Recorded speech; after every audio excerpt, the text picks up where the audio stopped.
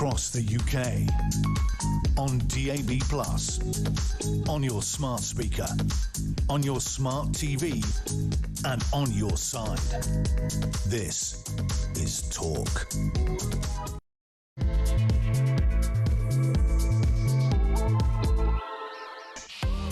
Very good evening. The terror alert in this country has gone up from substantial to severe. That indicates that an attack is highly likely in the next 6 months. Given what happened yesterday, we'll be reflecting on all of that. We've got the independent reviewer of terrorism legislation in this country, Jonathan Hall, will join me in a couple of minutes' time. We're talking to people on Golders Green tonight. We'll talk about all the different aspects of this, how the Prime Minister has responded, an extraordinary letter from Sir Mark Rowley, the Commissioner of the Metropolitan Police. I'm going to praise him tonight. That is something I don't often do. He has slammed Zach Polanski, the Green leader, for saying that the suspect was roughly handled. Speaking of the suspect himself, Essa Suleiman, we can tell you that he was at one stage a security guard at a primary school. Yes, really. There are other stories I'm going to talk about tonight. The Green Party itself, candidates have been arrested over anti-Semitism. Half of convenience shops in the UK have been linked to criminal gangs. We're also talking to Janet Murray a little bit later on. She is a singer. She's a journalist as well, and because she simply says that women are women and men are men, a major charity in this country, Scope, which deals with disabled people, well, they said that her performance and the performance of her choir mates was going to be cancelled at the London Marathon, and until very recently they still owed her £300. So we'll talk about all of that. We'll also talk about Labour and a potential threat to Keir Starmer from Wes Streeting, the Health Secretary. So much to discuss in the next 3 hours. I want to make sure I discuss it with you. I can see the phones going already. 0344 499 1000. You can text me 87222 with the word talk in your text. You can tweet me at talkTV, follow me at Peter Cardwell. You can send me a WhatsApp text message, you can send me a WhatsApp voice message, you can give me a ring, all on the main number 0344 499 1000. So much to talk about this evening. Stay with us here on the Evening Exchange on Talk.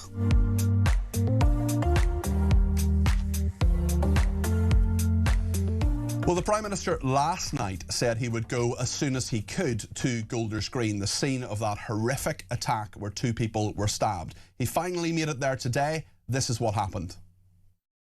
Show your face! Show your face! Show your face!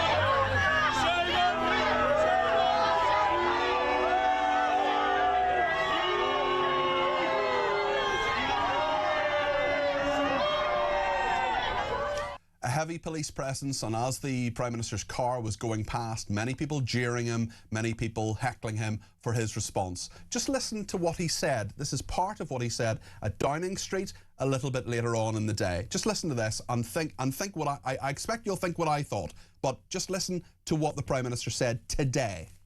Of course, we protect freedom of speech and peaceful protest in this country. But if you are marching with people wearing pictures of paragliders without calling it out, you are venerating the murder of Jews. If you stand alongside people who say globalise the Intifada, you are calling for terrorism against Jews. And people who use that phrase should be prosecuted. It is racism, extreme racism. And it has left a minority community in this country scared, intimidated, wondering if they belong.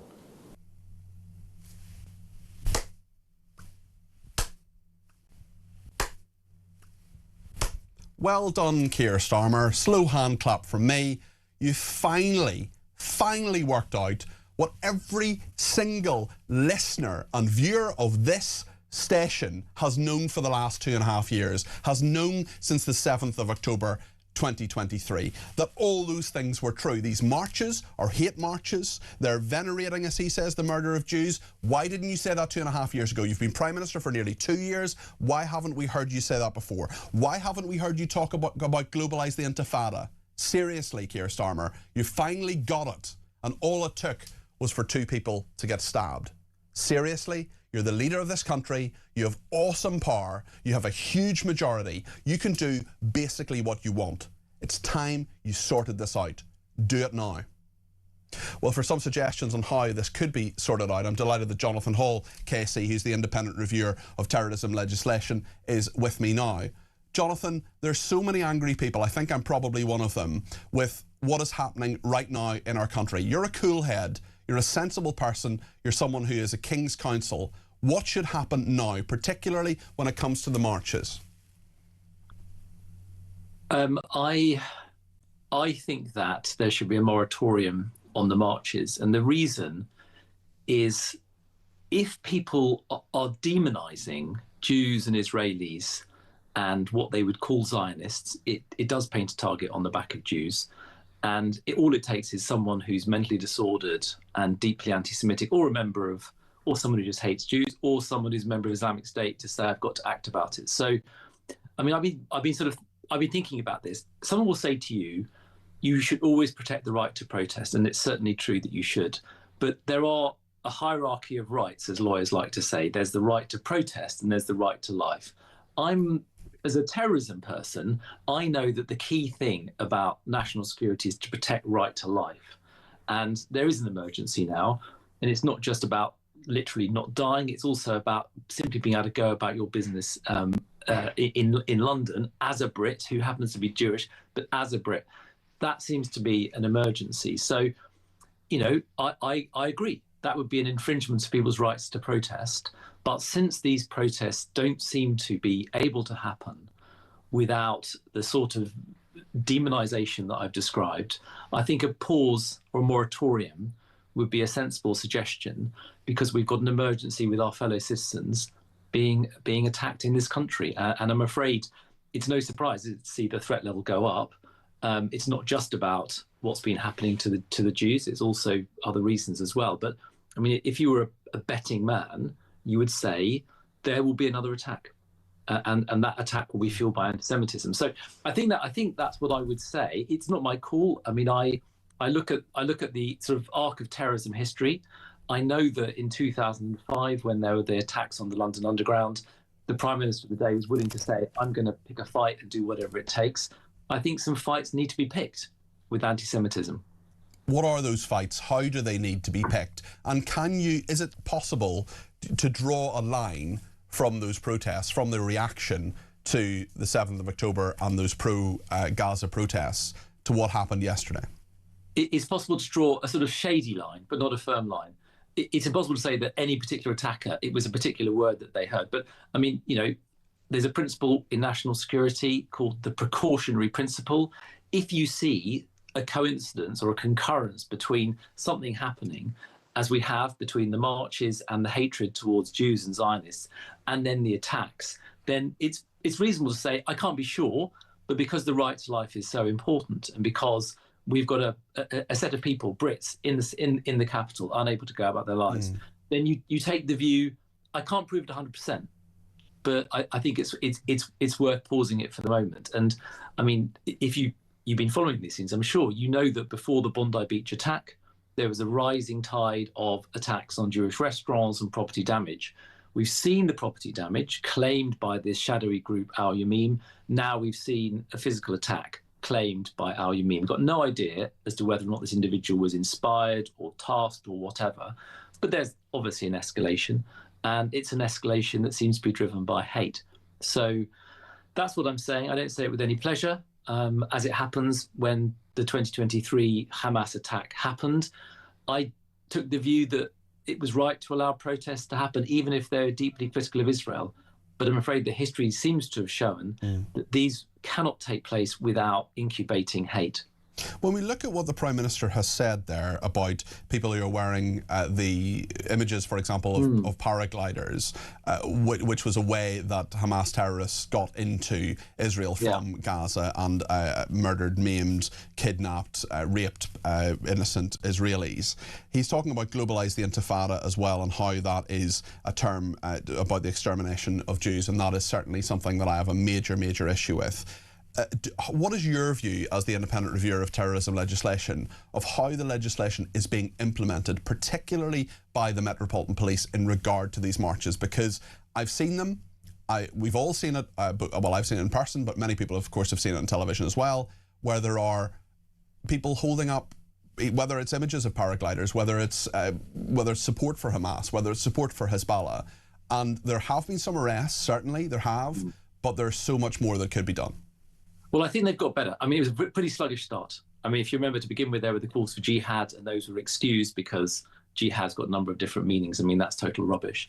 And there were, it was a slow start. They've got a lot better, at least in London and Manchester, where I think some time ago, actually, the police chiefs of those areas said, we are going to understand, globalise the Intifada at this point in time, in the circumstances, as a call to violence.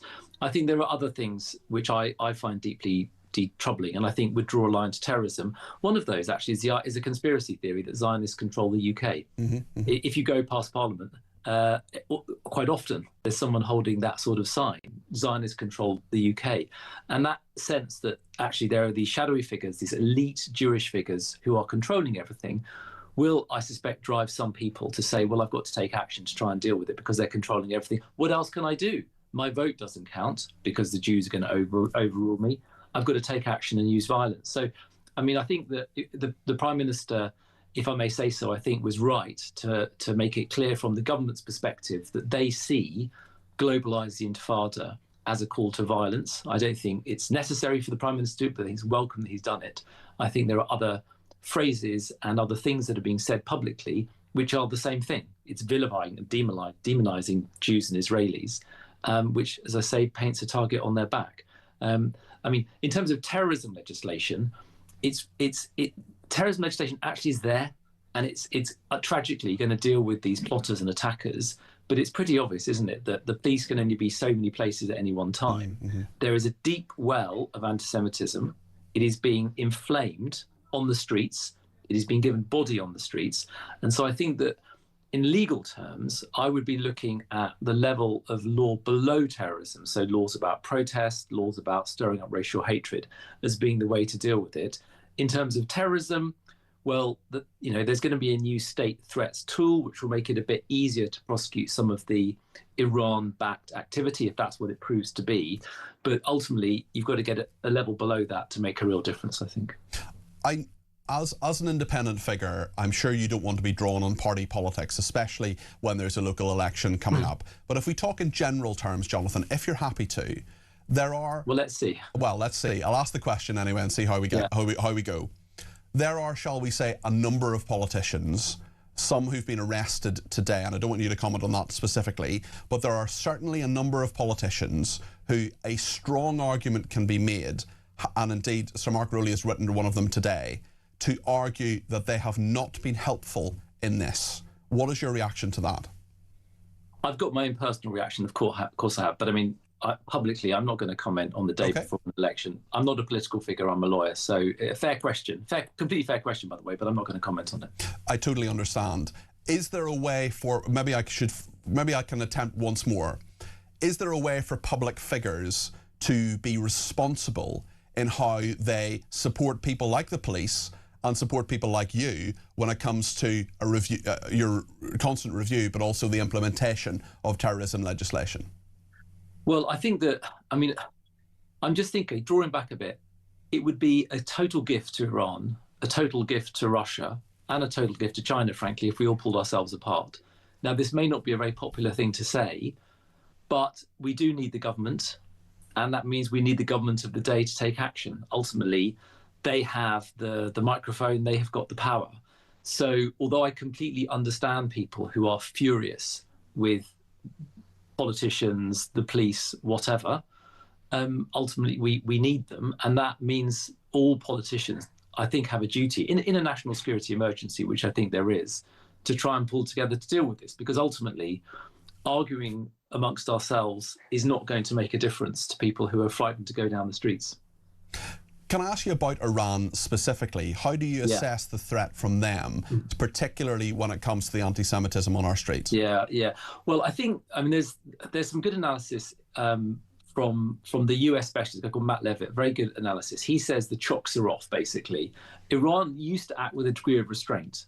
As you probably know, they were going after Iranian dissidents, people making television programs here. Really serious, by the way. Very, very serious. There was a journalist who was stabbed just over a year ago. That's right. Yeah. Absolutely. Really serious. But they always showed a degree of restraint about how far they would enlarge what you might say is their target set. After the death of the Ayatollah, and to some extent after the death of Soleimani, the head of the IRGC, they have decided to go after Jews. It looks like a combination of revenge. They may say it's some sort of weird deterrence, but there is absolute appetite in Iran, and they may think they've got very little to lose now because they are under such massive pressure from the US military. So I think it's a pretty dangerous time because they are no longer showing any restraint. Does the legislation and indeed the implementation of that legislation need to catch up with this changing context? Yeah, it does. I mean, that's why last year I recommended this state threats tool.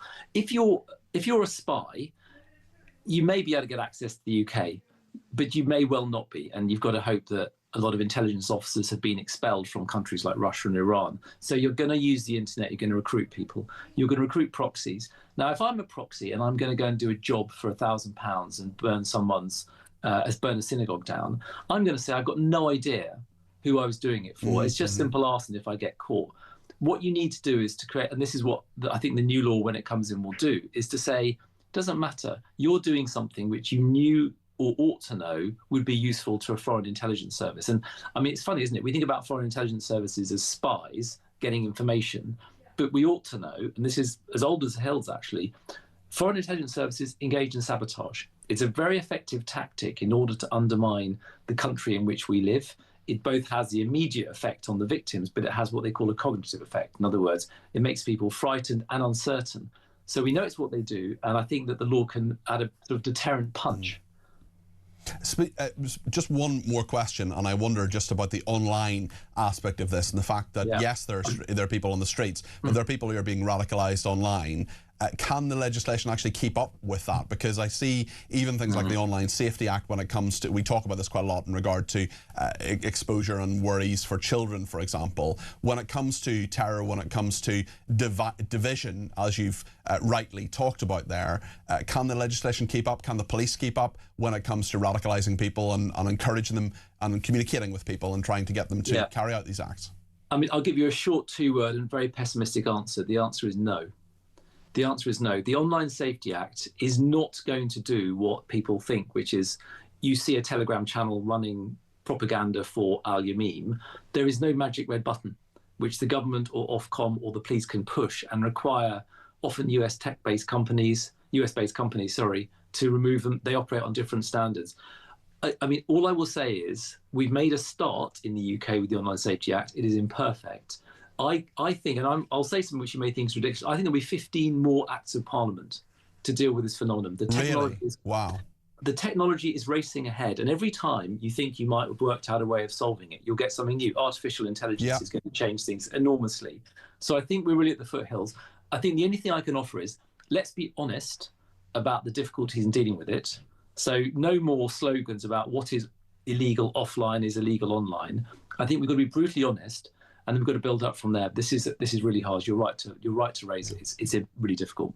Jonathan, thank you. I hope we speak again soon. Jonathan Hall, KC, independent reviewer of terrorism legislation. So much common sense from him, so much insight there into where we are with all the ways that we're attempting to deal with this scourge. Angie's got in touch. Says, "Hi Cardi P." Hi Angie. "I absolutely feel your anger. I'm not religious in any way, shape or form, but what is happening to the Jewish community is absolutely abhorrent. I'm 52. I cannot believe what our country has turned into." Thank you for that. Malcolm in Wiltshire says, "Starmer, Sadiq Khan, the Met Police have all got blood on their hands," says Malcolm, in his opinion. "They have allowed this Islamist anti-Jewish sentiment to grow. It was accelerated by a councillor who banned football fans to visit their city. We, of course, spoke about that a number of months ago. Shame on all of you," says Malcolm in Wiltshire. Thank you for that. Lots to discuss with our callers. The first one this evening on the Evening Exchange is Michael from Hertfordshire. Michael, you're very welcome to the programme. Thanks for giving me a ring on 0344 499 1000. What would you like to say? Good evening. Good evening. Starmer said tonight that he's going to ban all hate speakers from coming abroad. What about the ones we have here already? Yeah. that have been videoed. Well, this suspect who's been arrested, I want to be careful what I say here, but this suspect who's been arrested, Essa Suleiman, who's 45, he is a Somalian national, but he's now a British national. So he wouldn't, in theory, if the government wanted to, if the government, for example, wanted to stop him coming to this country in the first place, that couldn't happen because he's now a British national. Well, this is an example, but there's loads of things the government could do which they're not doing. The universities where Jewish students are being harassed. Teachers are going into schools wearing Palestinian badges. There should be no political signs from any teachers in any schools about and Michael, it's a really good point to make. And teachers are contractually obliged to be impartial. They cannot be political. Yet we see this all the time. Nobody's doing anything about it. And when I hear, I'm really frustrated this evening, and when I hear Starmer talking about, oh, actually, hold on a second, people saying globalise the Intifada, maybe that's a criminal offence, maybe they should be arrested. Where's he been for the last 2 years? Where's he been, Michael? It's beyond belief with many things he's done. But what you've got to understand, and I'll tie this up because I'm sure you've got other speakers coming in, when we watch Palestinians being killed, and we watch Lebanese people being killed, we are very upset about this situation. We hate it. Yes. When they see Jewish people and Israeli people being killed, they give out sweets and they celebrate. That's the difference. Where have Jewish people ever been violent in Europe? Yeah. It's a very, very good point. Michael, listen, thanks for your thoughts. I really appreciate that. John in Blackpool says, Bob Villan should be arrested in the wake of this atrocity. It was set an example as the outcome of using racist anti-Semitic comments. John, you're preaching to the choir here. Pascal Robinson Foster from Bob Villan. I ran a one-man campaign for weeks to try to get him charged. And, of course, even on Somerset Police and their useless Crown Prosecution Service colleagues said there wasn't enough evidence. He said it on national TV, mate. He said it on national TV. He was kept on for another 40 minutes by the BBC. Penny in Essex says, good evening, Peter. Well said. Starmer cannot become more disgraceful. He has a Jewish wife and children and still doesn't get it. Shame and more shame on him. He's a total embarrassment to England and the UK, with the world shaking their heads in disbelief at this apology for a human being. I'm just glad he's finally got it now. Can we just play that clip one more time, actually? I don't know about you at home, but I just find this astonishing that he's saying things now that are blindingly obvious, have been blindingly obvious since the 7th of October, and indeed I would argue before that, since the 7th of October 2023. He's been Prime Minister for 2 years, and now, finally, because 2 people have been horrifically stabbed in Golders Green, and all the other attacks that have happened in the last 6 or 7 months, he seems to finally get it through his skull how difficult this is. Let's just see what the Prime Minister said again. Of course, we protect freedom of speech and peaceful protest in this country.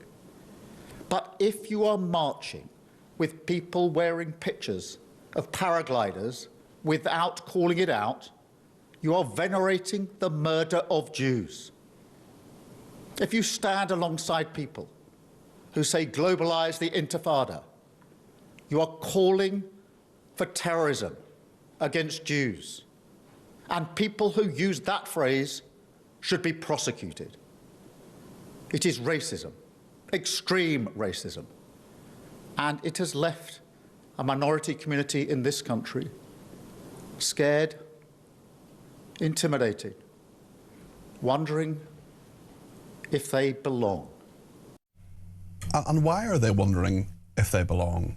Could you possibly have done anything in the last 2 years to try to say to Jewish people you belong in this country? Could you possibly have done anything with the awesome power of the Office of Prime Minister, with the huge majority you have, to fix that situation? Again, we're hearing another political leader, we heard Sadiq Khan do it yesterday, talk as if it's nothing to do with them. You're the leaders of this country.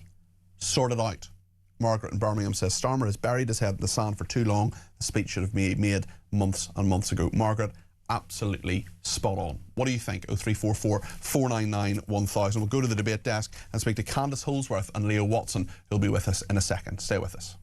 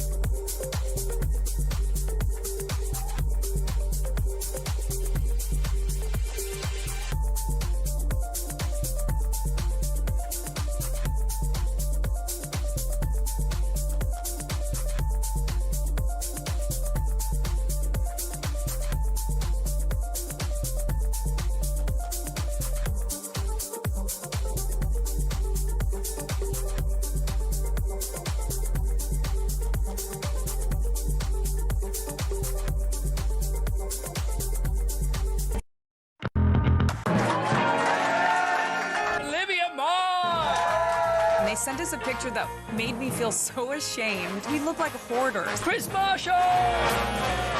Yeah, I'm actually recovering from an accident right now. You've landed loose today, haven't you? Yeah, don't shake the arm, Chris, too much.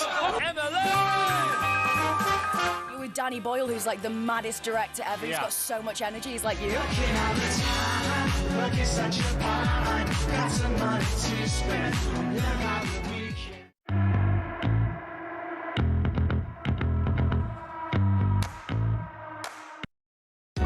Across the UK, on DAB+, on your smart speaker, on your smart TV, and on your side. This is Talk. Thanks to everybody who's been in touch in reaction to what Jonathan Hall has been saying. Jason in the Lake District says, so Starmer seems to have grown a pair. He's likely to take the remarks back, as he did with his Islands of Strangers speech, when he gets the backlash from his Muslim voters. He doesn't believe in anything that he was saying, the same wooden, pre-scripted nonsense. He could do anything he wants to stop it. He has the majority in Parliament to do it, and more importantly, the public on board, but he won't because he's full of moral cowardice, in Jason's opinion. Ray says, Peter, with respect, it wasn't just a one-man campaign against Pascal Robinson Foster. I really went for our Police and Crime Commissioner and Chief Constable and was bombarded with platitudes. Believed at one stage I would get my colour felt and was looking forward to it. Ray, good man for doing that and standing up for what was right there. And yes, of course, that was just an off-the-cuff remark. There are many people who were as angry as I was, but of course we mentioned that every single day for I think about 10 or 15 days, something like that. It went on for a while, but Ray, good man yourself. Shazzer says, I feel your frustration with Starmer. We all do. The Americans characterise him perfectly thus. He's always a day late and $1 short. Him to a T. Love your show. And Linda says, talking about the suspect, says he might have been handed citizenship, but if, and it is an if because he is a suspect and he hasn't been charged yet, if he can't abide by our laws, then he should have his citizenship revoked. If you can't behave, you should go. We don't want any more foreign miscreants. Well, listen, thank you to everybody who has got in touch. I think as well, I just want to clarify my own thoughts on these marches, and I'm going to ask Candice and Leo on the debate desk in a second. My view is with the marches, look, I'm for freedom of assembly, I'm for freedom of speech, fair enough. But we've seen, Jonathan Hall has talked about it, and I agree with him, that the anti-Semites, the terror supporters, they've had a good run. You know, their actions, they're fomenting terrorism, but they're out of control levels of anti-Semitism. We saw that manifesting itself yesterday in Golders Green. The government could have stopped this in its tracks 2.5 years ago, and I remember, and I'm going to acknowledge right now, it was a Conservative government 2.5 years ago. Conservatives failed. Priti Patel could have prescribed the IRGC, for example, as Home Secretary. I tackled her on this a few weeks ago. She failed. Rishi Sunak failed. Keir Starmer has failed. Shabana Mahmood and Yvette Cooper have failed. This isn't party political. This is a number of politicians. But the actions, or more accurately, inactions, in the last 2.5 years of successive governments have let this grow. The time to act decisively is now. I really hope Keir Starmer does that. I'm delighted to be joined on the debate desk this evening by Candice Holdsworth, the political commentator. How are you doing? Good. Lovely to see you. And another political commentator, Leo Watson. Hi, Leo. Welcome back. Hi, thanks for having me. Lovely to see you. Where are we with all of this, Leo, with what Starmer's saying? Because he seems to have got the message now. What's he going to do about it, do you think? Yeah, well, I think people should take a little bit of a broader view on Keir Starmer about this. Like, this is the Keir Starmer who came into an anti-Semitic Labour Party in 2019. It was a Labour Party I was attending meetings where anti-Semitism was rife. There was physical fighting.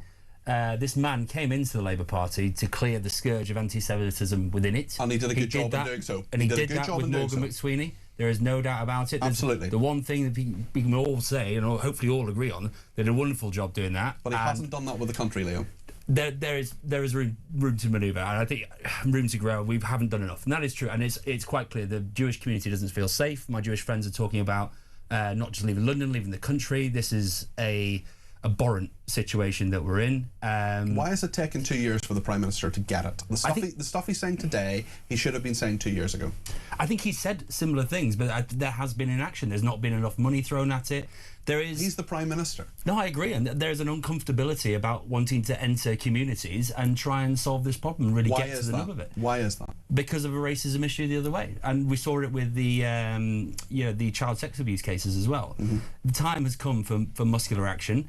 However, I'm deeply, deeply uncomfortable when people talk about banning protest. Where does it stop? You know, when you take that power, when do you give it back? You don't. So what would you do then? Sorry, Candice, we'll come to you in a second. What would you then do with the fortnightly protests? Would you put them in a park, for example, like Hyde Park or something? Would you say they should be monthly? Would you police them more in the way that I believe they should have been policed for the last 2.5 years? What practical steps would you do? If you don't want to ban them, what would you do? Yeah, I do think that where they assemble really matters. And I also think how they assemble matters and how the police deal with it. The police need to be more robust with it. They have the powers to do it. And, you know, also Keir Starmer has taken severe action against Palestinian action as well. He's not sat on his hands on this issue. It hasn't moved quick enough. But also, events have moved beyond him. The war in Iran, the actions But Candice is the leader of this country. It's his job to lead. Is he leading on this issue? No, I don't think so. I think politicians have failed us. I mean, I remember discussing back in October 2025 about the rising tide of Jew hatred. Events were beginning to escalate. You know, Jews were talking about being personally targeted for being visibly Jewish, wearing a Star of David around their neck. You had Jewish professors intimidated in their own classrooms and accused of all kinds of conspiratorial things, every type of stereotypical conspiratorial anti-Semitism you can think of. And it was clear, as we have known throughout history, once it starts to rise, it always ends up in killing. And 6 months later, this is what has happened. And I think the Jewish community right now is very on edge. They are feeling extreme anxiety and trepidation, and that they know that things could possibly get worse. In fact, probably will get worse, because we also have, let's not forget, a state calling for intifada against Jews on the streets of London. This is an actual war being declared. We also have people in our own political parties. These are just, there have been 2 Green Party candidates have been arrested on suspicion of stirring up racial hatred for allegedly posting anti-Semitic comments online. I'm not going to name them, because if I name them I have to name everybody else, because we're in an election period who's standing against them. I'm not going to name these people, but you can easily find this if you want to, and you can also find where they're standing and who's standing against them. So a social media post by a Green candidate shows an image of an armed man in a Hamas headband under the slogan "Resistance is Freedom." The group is a proscribed terrorist organisation, as we know. Another picture shows a man holding a placard that reads, "Ramming a synagogue isn't anti-Semitism, it's revenge," above a picture of 2 children that says it have been quote-unquote murdered by Israel. In another post, a cartoon shows a young girl asking her mother, "Why won't US politicians end the Gaza Holocaust?" The mother replies, "Because Israel is blackmailing them with the Epstein files honey." Other Facebook posts claiming that 9/11 was a false flag and that the government is overrepresented with Zionist Jews. These are people standing for office in this country. Yes, and this is the terrifying thing, and this is what everyone's saying. It feels like there's actually now a political party that is providing a platform for these views. The Spectator journalist Andrew Gilligan's been doing excellent investigative work into this, and he's identified a number of Green Party candidates who have posted violent things, and in fact, in some cases, it could be illegal things. I think that this is a very, very, very scary moment. I think there's a split in the Green Party from people I've spoken to. There's there's the older members who are more concerned with environmental issues, and now there's been this influx. And we'll talk more about that in a second, and particularly what the head of the Metropolitan Police, it's rare for me to say this, but Sir Mark Rowley has played a blinder today, and we're going to look at his letter to Zach Polanski. Those 2 councillors are from London, by the way, but I'm just not going to say anything more about their identities or names or anything, otherwise we get into problems with reading out a million different names from different constituencies and so on. But if this was after the local elections next week, I would very happily name and shame them. They've been arrested on suspicion of stirring up racial hatred for allegedly posting anti-Semitic comments online. I'm sure they deny that. We'll be back in the debate desk in a second.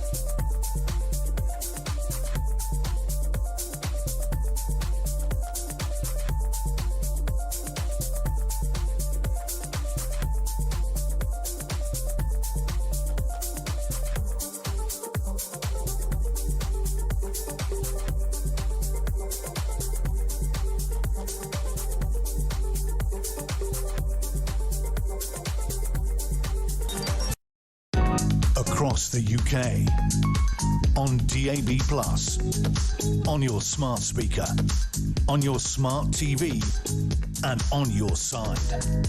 This is Talk. Well, we're reacting to the news right throughout the show that the Joint Terrorism Analysis Centre has raised the threat level in the UK from substantial to severe. That is after the terror attack in Golders Green yesterday in North London. This means an attack is likely in the next 6 months, and the increase in the threat comes after the stabbing in North London. But the agency said it's not solely based on the attack. We know a lot of other things are happening, and Iran, of course, is a threat, as we were talking about with Jonathan Hall KC, the independent reviewer of terrorism legislation. It's interesting that Shoima Rand, who's 34, who is one of the victims of the Golders Green attack, has been speaking to a number of journalists. We're trying to get him on the phone, believe me, and he's told Keir Starmer to stop ignoring what's happening on the streets of London and take charge. He said, first of all, change the tone, the way he speaks about our people. You know what gets discussed in government and Downing Street and in Parliament. The tone of what's going on there gets reflected, obviously, in the media. He's been saying all sorts of things. He said, as soon as he was chasing me, I ran to a nearby synagogue to take shelter there. That's where I noticed that I was bleeding. Just a heartbreaking testimony. Spoken to Sky News and ITV, and we're trying to get him on the line, and if we do between now and 10 o'clock, of course, we'll make sure that he goes on. What is interesting as well is how different people are reacting to this, including Zach Polanski, who is the leader of the Green Party. Now, he retweeted a tweet which was lamenting how the suspect was treated by Metropolitan Police officers. Dr. Shula, who I frankly will not have on my programme, is someone who also said that the suspect was treated badly. He was carrying a knife, allegedly, and people had been stabbed. So what were the police meant to do, is my question.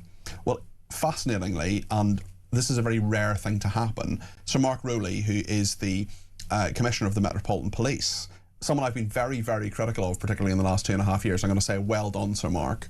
I'm not going to read all of this letter, but he's publicly posted a letter and sent this to Zach Polanski. Dear Zach, I was disappointed to have seen your recent post on X amplifying a post that Met officers were, quote, repeatedly and violently kicking a mentally ill man in the head when he was already incapacitated by taser, unquote. I'm disappointed because it is this kind of inaccurate and misinformed commentary with its associated casual disregard for the incredibly challenging and dangerous work police officers do to protect the public, that it is contributing to the rising tensions we are seeing in society and undermines officer confidence to act. He's criticised the armchair critic nature of that, the original post. Without the police officers' efforts to stop the perpetrator, I dread to think what the outcome could have been. Sorry, the suspect, I should say. He's also written, Sir Mark Rowley, London's Jewish communities are scared. They've experienced a series of targeted attacks on the community, and they expect our officers to act, protect them. That is exactly what our officers did yesterday. Your decision to criticise these officers using your public profile and reach will have a chilling effect. I've never seen anything quite like that, Candice. Have you? No, I haven't. And I must admit, I was so pleased that he stood by his men. I think most people looked at that scene and thought those guys are incredible, they are brave, they are men. I mean, we were all filled with something, maybe even a type of catharsis after hearing about this terrible murder and violence. And also, had it been America, they wouldn't have been using a taser. Isn't that the truth, right? Like British policemen, they went in only with tasers, and they managed to subdue him along with incredibly brave members of the public. And to see good men doing something like that, I think everyone just felt proud of them. I think the vast majority of people in this country cannot relate to what Zach Polanski was saying. Leo, you're advising Zach Polanski. I know you're not, but hypothetically, how would you respond to that letter? Resign. I mean, it's quite the letter. I mean, it should be a fulsome apology. I don't think he will apologise. I mean, the guy will probably get credit for this from his base. I mean, I spoke earlier annoying about, all the right people kind of thing. Not just annoying all the right people. His base are the anti-Semites that Sir Keir kicked out of the Labour Party. Like, this is where they've all gone. They didn't just go into the ether and crawl back under a rock. Like Corbyn's lot, they legitimised this kind of behaviour. Sir Keir kicked him out. Now they're in the Greens, cheered on by Zach Polanski, and I think this will strengthen his base. What do you make of the news that the Greens deputy leader, Muffin Ali, is urging legal action against his own party? That's what I said. I mean, what a disgraceful day in the Green Party's history. And I urge any decent member of the Green Party, and there are countless decent members of the Green Party, many that I know that are called friends back home in Sheffield, to look in the mirror and say, is this really the party you want to be a part of? And, you know, just leave, just go. Yeah. Lots more to discuss. Let me just get a few messages read out. Damia in Preston, I hope that's how you pronounce your name. If it's wrong, please send in a phonetic pronunciation, but it's D-A-M-I-A, Damia. I think. Good evening, Peter, on the panel. Good evening. I am absolutely shocked at the absolute disgraces that are the Green Party. They keep spouting out the rhetoric that everyone who doesn't agree with them are Nazis and fascists. And then there's yet another anti-Semitic comment from one of their members. It's absolutely disgusting how people from the Jewish faith are being treated. And from my experience, they're one of the groups of people who are least problematic and happily integrate into whichever country they reside in. I think it might have been I now worked out that it might be just a typo and the person's name might be Damien. So there we are, we'll see. Lisa in Bolton says, my blood is boiling over this disgusting Prime Minister. He doesn't have a problem with the full force of the law with hearty tweets. He is allowing racism against Jews week after week, but won't have anything negative said about Muslims. I don't give a toss what he has said in his speech today. It's what he does, and that is nothing, says Lisa in Bolton. Dawn in Chelmsford, I'm sure you're aware that outside the big cities there are lovely small towns and villages where the terrible anti-Semitic behaviour doesn't exist. Property prices are very high, but they're represent a different UK. Melanie says, hi Peter, great show again. If the Golders Green murders had been down to the IRA, or strategies would have been actioned earlier and put in place to prevent terrorism, what is the point of prevent and prevent training if nothing is done when radicalism is present? It makes such a mockery out of such structures. And interestingly, someone did get in touch with me earlier to say prevent did not prevent this. Can't do everything, of course, but certainly I think there are many questions to be asked. And just one more before the break. So Simon in Manningtree says, I really don't think Starmer finally gets it. I think he's being told by others to get it. Any speech he gives never sounds as if it's from the heart, like Farage or even Badenoch. He's constantly sounds as if he's reading from a script. You have to feel sorry for the man, says Simon. Another person says, I hate to disagree with you, Peter, but there's nothing which any teacher, teaching assistant signs or verbally agrees, contractually or otherwise, about not being political. Believe it or not, that is why many stand for councillor elections and MP candidates. Sorry, but you get null point on that one. Well, I understand that it's in their teaching. Now, obviously, lots of teachers are councillors. I know teachers who've become councillors, particularly in Northern Ireland, but in the classroom setting, they're meant to be impartial. That is my understanding of that. Maybe I'm wrong, but I don't think I am. Alex says Starmer's words mean nothing. He's allowing thousands of anti-Semites to cross the channel every week, he says. Shame on him. Lots more to talk about. We will continue to talk about Golders Green right throughout the show. We've got an Imam on in a few minutes' time as well. But I want to talk a little bit about convenience shops in the UK linked to criminal gangs in various UK hotspots, and also about the future of Keir Starmer. Not really to do with the stories in the last couple of days, but whether Angela Rayner and perhaps even Wes Streeting as well could be poised to challenge him after the local elections, which are a week today. Stay with us.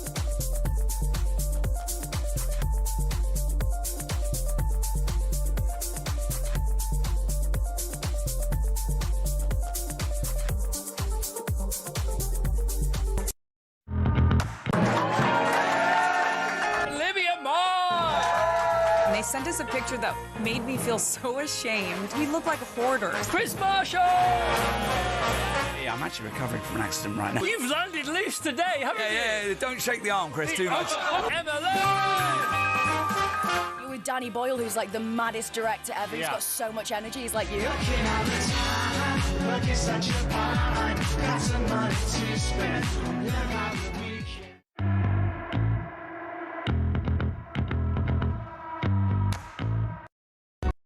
Across the UK, on DAB+, on YouTube, on your mobile, and on your side.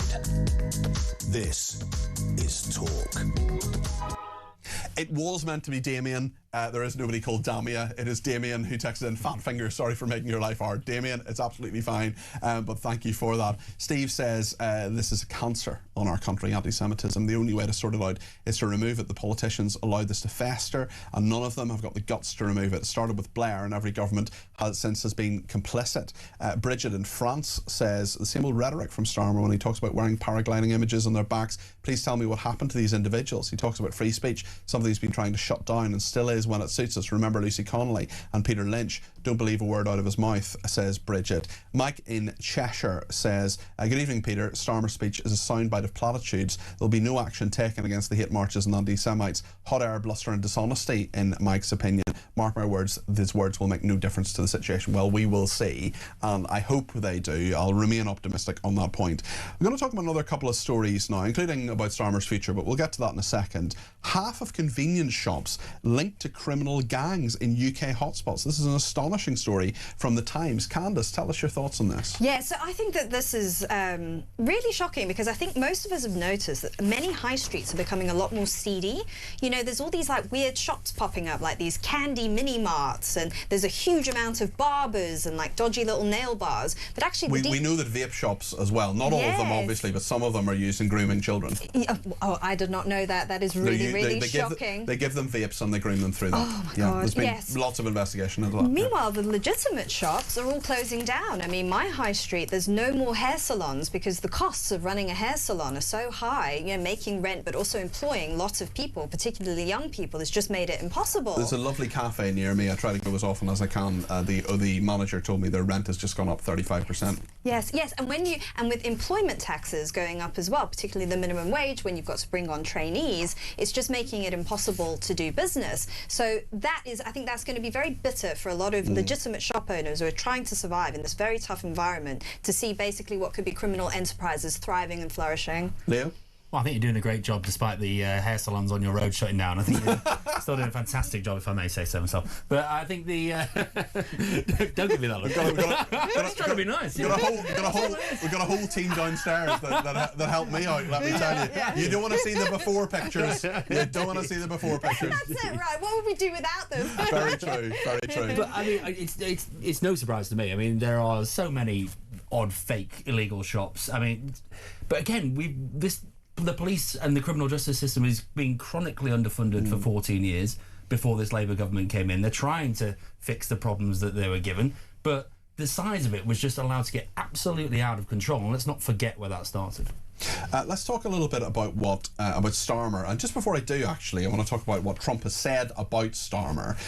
This was a phone call between the President of the United States and a journalist at Sky News, and Trump said, "I like Keir Starmer very much, but I think he's made a tragic mistake on immigration and a tragic mistake on energy," said President Trump. "He's a much different person than your Prime Minister," he said, talking of the King, of Charles.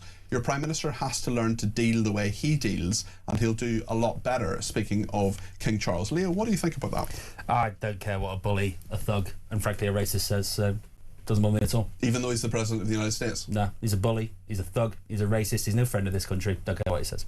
Candace? I disagree. I mean, you saw when Charles had his state visit in the US and Trump got up and I think, in the words of Melanie Phillips, gave Britain a lesson in self-love. The Americans seem to love us more than we love ourselves. I think that's 100% true, and I think people like Keir Starmer, who've been on the left, I think, have actually displayed a lot of anti-British sentiments. That's garbage. Keir Starmer, garbage. The man who's deliberately put himself in front of a great British flag, everything he ever does. The man is a patriot. The man loves this country. And, you know, I'll take a lot against Keir Starmer. And, boy, I've given out a lot against Keir Starmer on this show, on the record. But the man loves this country. He wants the best for this country. And I take no advice off Trump. The man is an animal. I disagree. I think he's right for the time. He's imperfect, he's flawed, but I think for the times we're in, he's got the right instincts. I really do think that. He's creating all of the problems of our time. We spoke about, with the Iran issue, anti-Semitism. No way. Anti-Semitism is picking up in the UK. What created the Iran situation? This absolutely. I mean, Iran was full of anti-Semites before Donald Trump, and but what's made it a British problem now? What's increased the threat? That's Iran. Bombing Iran. It's not just about the Iran problem, and Iran. It's not just about it. It's a part of it. Okay, well, it's perhaps but part of it. Iran does need to be confronted, though. I do believe that. What do we think about the more pressing issues for Keir Starmer domestically, certainly when it comes to his own party, Leo? We've been hearing that Wes Streeting may well be rallying his troops to challenge Starmer for the leadership. In a week's time, we're going to have the local elections. Every poll says they will go badly for Labour. I've had Labour insiders and Labour people basically on the record say they're going to go pretty badly as well. What are your thoughts on that, Leo? Well, Wes has been rallying his troops for probably like 35 years, so that's what Wes does. Well, he is 42, so... Well, I started up young, very young. But I think the issue that Labour have got, and these Labour candidates have got, is the timing is not really right for any of them. Wes is mired in Mandelson. Ange is mired in tax fraud or whatever it might be. It's probably not fraud. I should take that back. Well, she has broken the law, and she doesn't. She admits that she's broken the law. So I think we're okay. Indeed, and Andy Burnham, isn't even in Parliament, and Ed Miliband is, in Cloud Cuckoo Land. So I just don't think the time is right for any of them. And I think they probably will hold their horses. And again, I think political timing, political strategy. Do I want to take over now 2 years before election, or do I want to take over 18 months, a year before, come in, real punch, real impact, and say we've got the green shoots of growth and change, and that's down to me. Can you see a scenario where Andy Burnham is back in Parliament, the king of the North? Oh, king of my heart too. I hope so. I think we need a cabinet of all talents, and he is one of the biggest talents in the party. I mean, are we really in a situation where the country is crying out for Andy Burnham? I mean, I just slightly bristle at that. What do you think, Candice? I do. I think opponents of Keir Starmer and this Labour government should be careful what they wish for. Everyone's calling for them to resign, but if you have someone like Angela Rayner come in, you can see a massive lurch to the left. So maybe if you're thinking pragmatically, this is the best it's going to get. What do you think of that? Well, I hope we move a bit more towards the left. I mean, we're taking up the Osbornian economics. It's a load of garbage. That's why the country's faltering at the moment. We need to lurch to the left. We will talk more about that, of course, very, very soon, and we'll have full coverage of the local election results here on Talk. Certainly, we're getting our planning and our ducks in a row for all of that. In the meantime, I want to clarify that Wes Streeting is actually 43 years old rather than 42 years old. Accuracy is important. I don't get everything right, and as I've been told this evening by viewers and listeners, but in this programme, as you know, we disagree without being disagreeable. Thank you to our debate desk panellists, Leo Watson and indeed Candice Holdsworth, who are political commentators both. Really appreciate their thoughts, as I do yours as well. Daisy and Ian in Essex say, I'm sitting here having a pint with my dog. After listening to Talk all day, we have both come to the conclusion the country is screwed. We both believe we have gone past the point of no return and we can only manage the mess we're in rather than fix it. Well, all the very best to you. Daisy, is Daisy the dog? Certainly Daisy and Ian in Essex. I don't know if that's your wife or your dog. Either one, very welcome to be a listener and a viewer to this country, to the station. Wow, Freudian. Talking, Peter. I sort of have to keep going another couple of hours. It doesn't really work if I don't speak. I find we weren't in the pub. Call me old-fashioned, but generally it helps with a station called Talk if I talk. Anyway, another person has been. I'm actually not going to read out any more of those messages because I'm afraid we will reset for the news certainly. And thanks to Candice and Leo, I think we're going to talk more in the next hour, of course, about the big issues affecting us today in Golders Green. And I'm going to speak to an Imam in a moment, Kari Aim, who's co-chair of the UK Muslim Network. That'll be a very interesting interview, I think, especially with what has happened in the last couple of days. Much more to discuss with you as well. 0344 499 1000. So please do pick up the phone, give me a call, and we'll get you on the air between now and 10.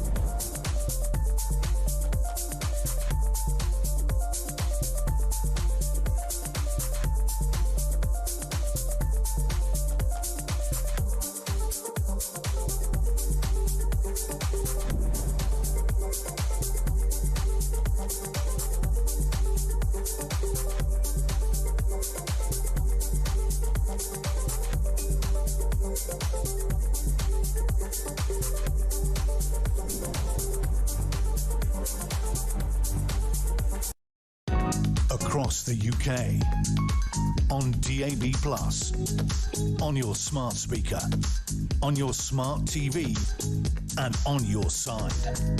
This is Talk.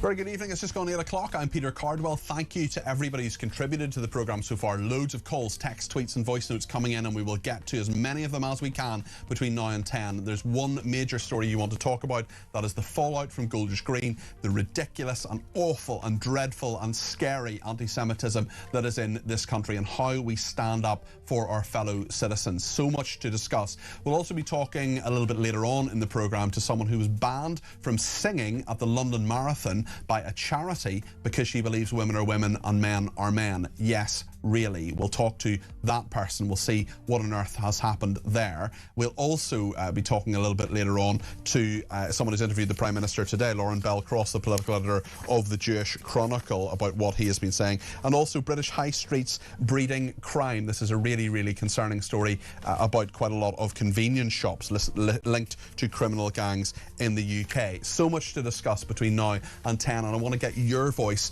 on the air as well as all the great guests I have lined up. 0344 499 1000 is the number to call. You can text me 87222 with the word talk in your text. You can tweet me at talkTV, follow me at Peter Cardwell. You can send me a voice note, less than a minute please. We'll play out as many of those as we can between now and 10. You can also send me a WhatsApp text message and give me a ring on the main number 0344 499 1000. So much to discuss. Stay with us here on Talk.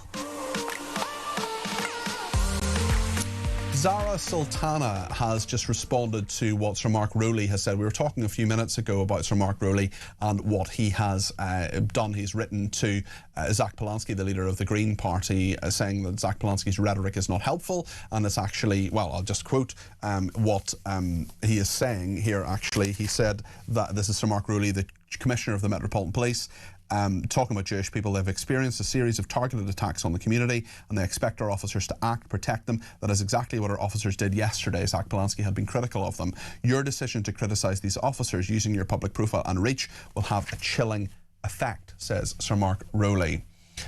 Zara Sultana, who is an MP for your party, she used to be Labour, now she's part of your party, which is Jeremy Corbyn's party as well, has said on Twitter, for more than 25 years, the Metropolitan Police has been repeatedly found by independent investigations to be institutionally racist, misogynistic and homophobic. The brass neck is staggering. As Commissioner, Mark Rowley's job is to serve the public, not make political attacks. Shame on him, says Zara Sultana. I wonder what you think about that. 0344 499 1000.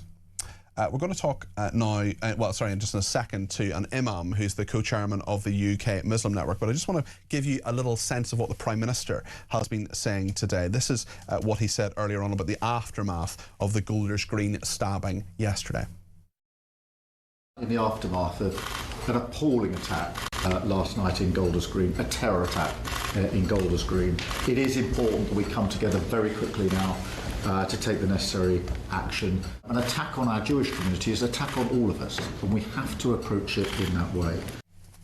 An attack on the Jewish community is an attack on all of us. Well, that is something that a lot of people don't really like the Prime Minister saying. It is true to some extent, but of course the finger of suspicion is on the suspect who's being held by the police at the moment. We know that that man is a Muslim. His name is Essa Suleiman. He was a school security guard. He's 45 years old. He is Somali but has British citizenship as well.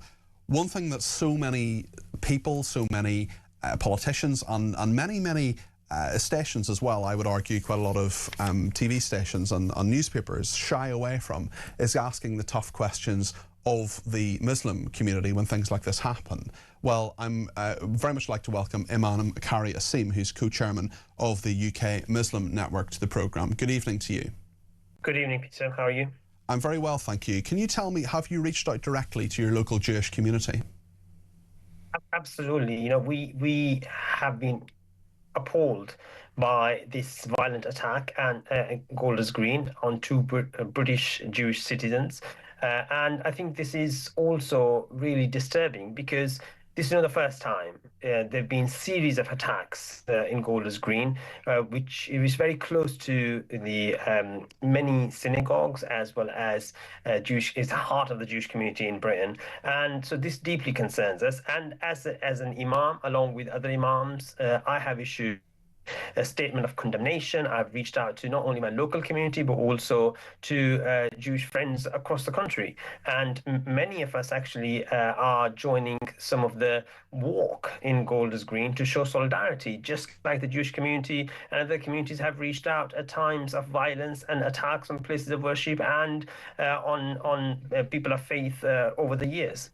Can I ask you what you're doing to combat extremism and anti-Semitism in your own mosque, if it exists there, and the wider Muslim community, where you, of course, as an imam, hold great influence?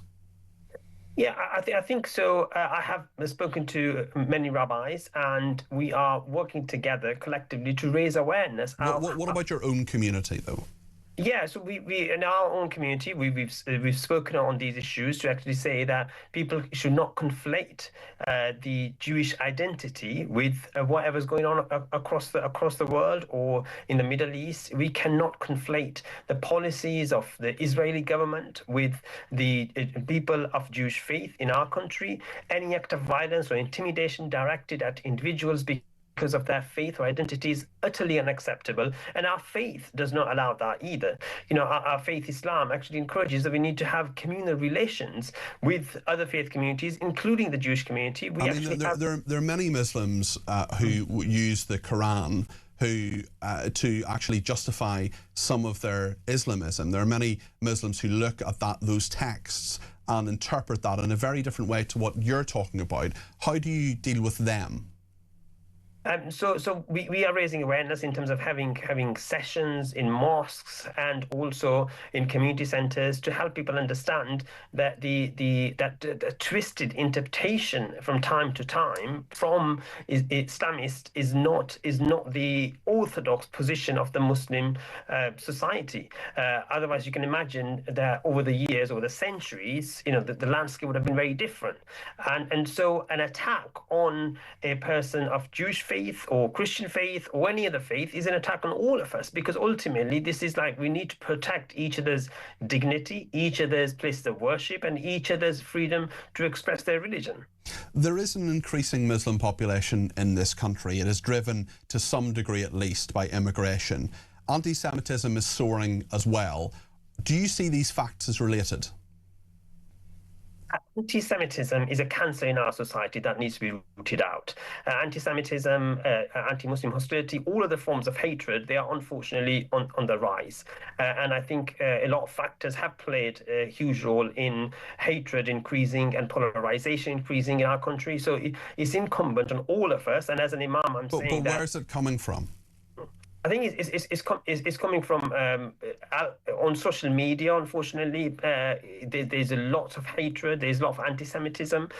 People are using centuries-old trolls to express hatred towards our Jewish community, and also there are some populist leaders who are inflaming flaming the hatred and flaming the fans of hatred, and so we all need to collectively work together to actually look at the root causes. Do you accept that there are people with your job title, imams, who are fanning the flames of this as well when it comes to anti-Semitism? I think we cannot deny that across the society there will be religious leaders as well as political leaders and other people in positions of power and authority who are flaming the fans of hatred and flaming fans of anti-Semitism as well as anti-Muslim hostility. And so as chair of Mosques and Imams National Board, I have been working closely with many imams across the country, especially in the last 2 years, to help people understand how sometimes the things that we say, the binary narratives that we have, can impact others without us realizing. Similarly, imams, when they're talking, they're giving their sermons, may not realize that the kind of language that they might be using can influence a young impressionable individual to do something that's completely unintended. And therefore, we need to be a lot more vigilant. We need to understand how anti-Semitism impacts our Jewish friends, and also we need to work together to understand some of the narratives that have recently emerged from, in particular, social media, and it has created bubbles around young people. How representative do you think you are of mainstream Muslim views on the Jewish community? Do you think other imams and influential Muslim leaders are doing enough? So in terms of anti-Semitism, obviously it exists in all pockets of society, and there would be anti-Semitic comments and statements from sections of the Muslim society as well. But by and large, an overwhelming majority of Muslims do not condone anti-Semitism in any form or shape. Do you honestly think that's true? I absolutely think that the vast majority of the British Muslim community does not condone anti-Semitism. Do you agree that 2.5 years of hate marches where anti-Semitism is chanted and displayed on banners has hugely contributed to the recent violence against Jews and Jewish property?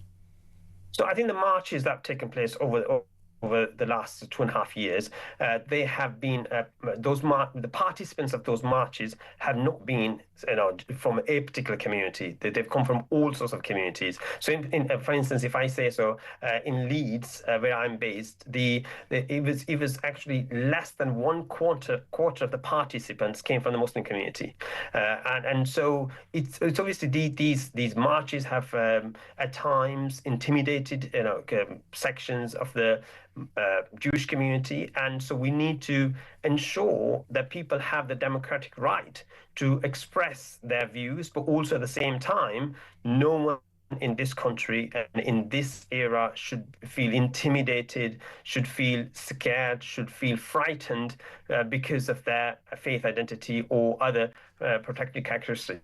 What would you say to a young person in your mosque who expresses a view such as, for example, that they believe Hamas are freedom fighters? So I think this is now a slightly different issue in terms of Hamas being but many people the reason I ask it is because many people who go on those marches, it's related to the marches question, believe that is the case, and indeed hold up banners to suggest that is the case. So I think Hamas in this country is recognised as a terrorist organisation. Do you believe they're a terrorist organisation? Absolutely. So after the October 7th attacks, we issued a statement. I was one of the signatories of that statement, along with other imams, saying the acts committed by Hamas were absolutely horrendous, were un-Islamic, were contrary to international law and everything. So we don't have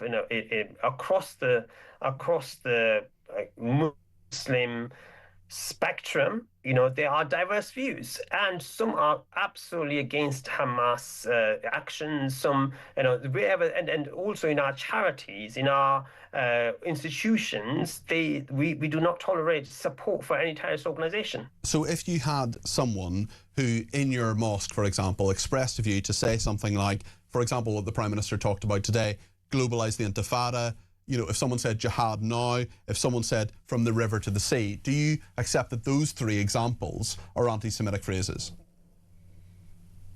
So I think, for instance, jihad now is by itself, we don't condone that. We say jihad has specific criteria. You know what most people who say jihad now mean, though, don't you? Yeah, but I think jihad now is obviously, we will say jihad now is whether it's a British citizen or otherwise, we'll say jihad is not compulsory on them because it has to meet certain criteria, and jihad cannot be called. So for instance, if someone shouted in my mosque, jihad now, or let's go on jihad, we will absolutely come down on that person to say, actually, this is not allowed, this is not what Islam urges people. Jihad is obviously concept that exists in Islam. You condemn them in the mosque, and that is absolutely right, but would you then report them to the police?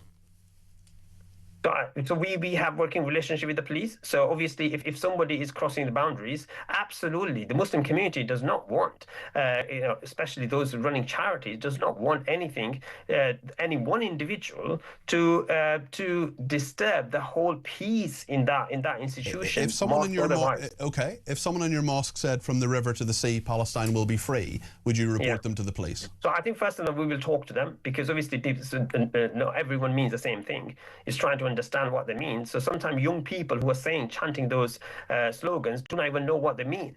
They haven't even seen river or the sea. So it's like we need to work with people, trying to help people win the hearts and minds of people, because education is really important in all of this. I think because ultimately just a law by itself or the government actions by itself cannot tackle anti-Semitism by itself. We need to educate people, we need to raise awareness, and more importantly, people need to have a dialogue with each other to understand the pain that's excruciatingly affecting many in our communities. What if someone in your mosque said that they didn't believe Israel had a right to exist? What would you say to them? Israel already exists. So I'm on record in our mosque as well as publicly have said that we believe in two-state solution. So Israel already exists. There is we don't condone any actions or any statements that say that Israel should be wiped out of the face of the earth. The people of Israel have a right to exist. So do people of Palestine have a right to exist, and we believe in people working together to exist in safety and security and coexist. And we want a prosperous, safe and secure Israel as well as Palestine. Mick has been in touch on text and says, can you ask the Imam, please, about Surah 9:29? Jihad is an obligation for Muslims. He believes you're not telling the truth. What would you say to Mick? I would ask Nick to actually to read the passage before and after. The passages of the Quran are contextualized, so they will be talking about specifically about the battle that took place, and in the first over the first decade after the Prophet declared his prophethood, Muslims were not asked to raise a sword. So there are different phases in the Prophet's life which help us, which guide us through our daily lives. And so jihad means struggle. Ultimately, you can look it up in the dictionary. It means physical, financial, spiritual, mental struggle, strive. And so in different contexts, it means different things. Thank you very much for speaking to me this evening. I appreciate that. That's Imam Kari Aim, who's co-chairman of the UK Muslim Network. What did you think of what he said? 0344 499 1000. We're going to speak to someone who's been talking to Keir Starmer today. That's Lauren Bell-Cross, the political editor of the Jewish Chronicle. He's coming next. Stay with us.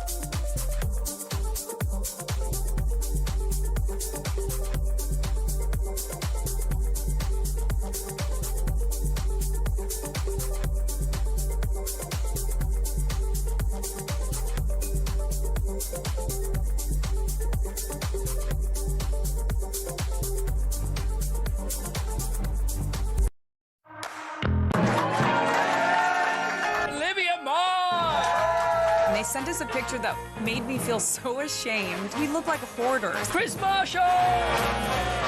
Yeah, I'm actually recovering from an accident right now. You've landed loose today, haven't you? Yeah, don't shake the arm, Chris, too much. You're with Danny Boyle, who's like the maddest director ever. He's got so much energy. He's like you.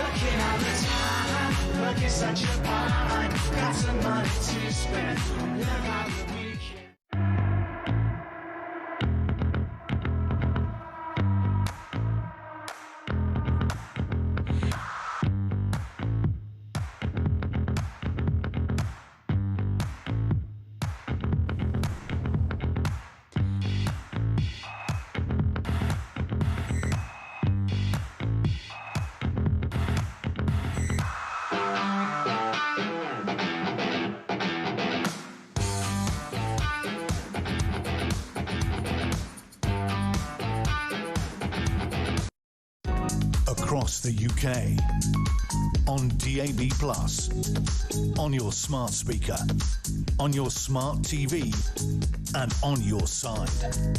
This is Talk.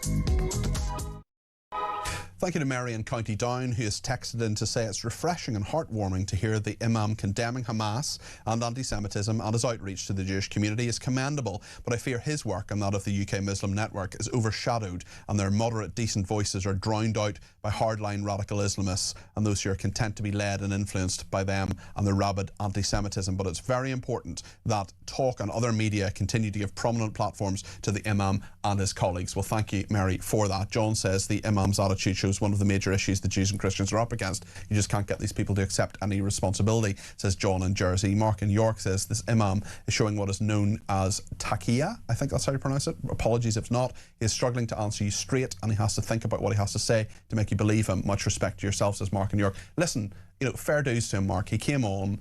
We contacted a lot of imams who mysteriously were not available. Maybe they weren't available, but we asked a lot of imams on. He came on. He answered all my questions, and I'm very grateful for him to do so. And I'm grateful to you, Mark, as well, for texting in. And Ben in Belfast says we need to hear these sensible, moderate voices.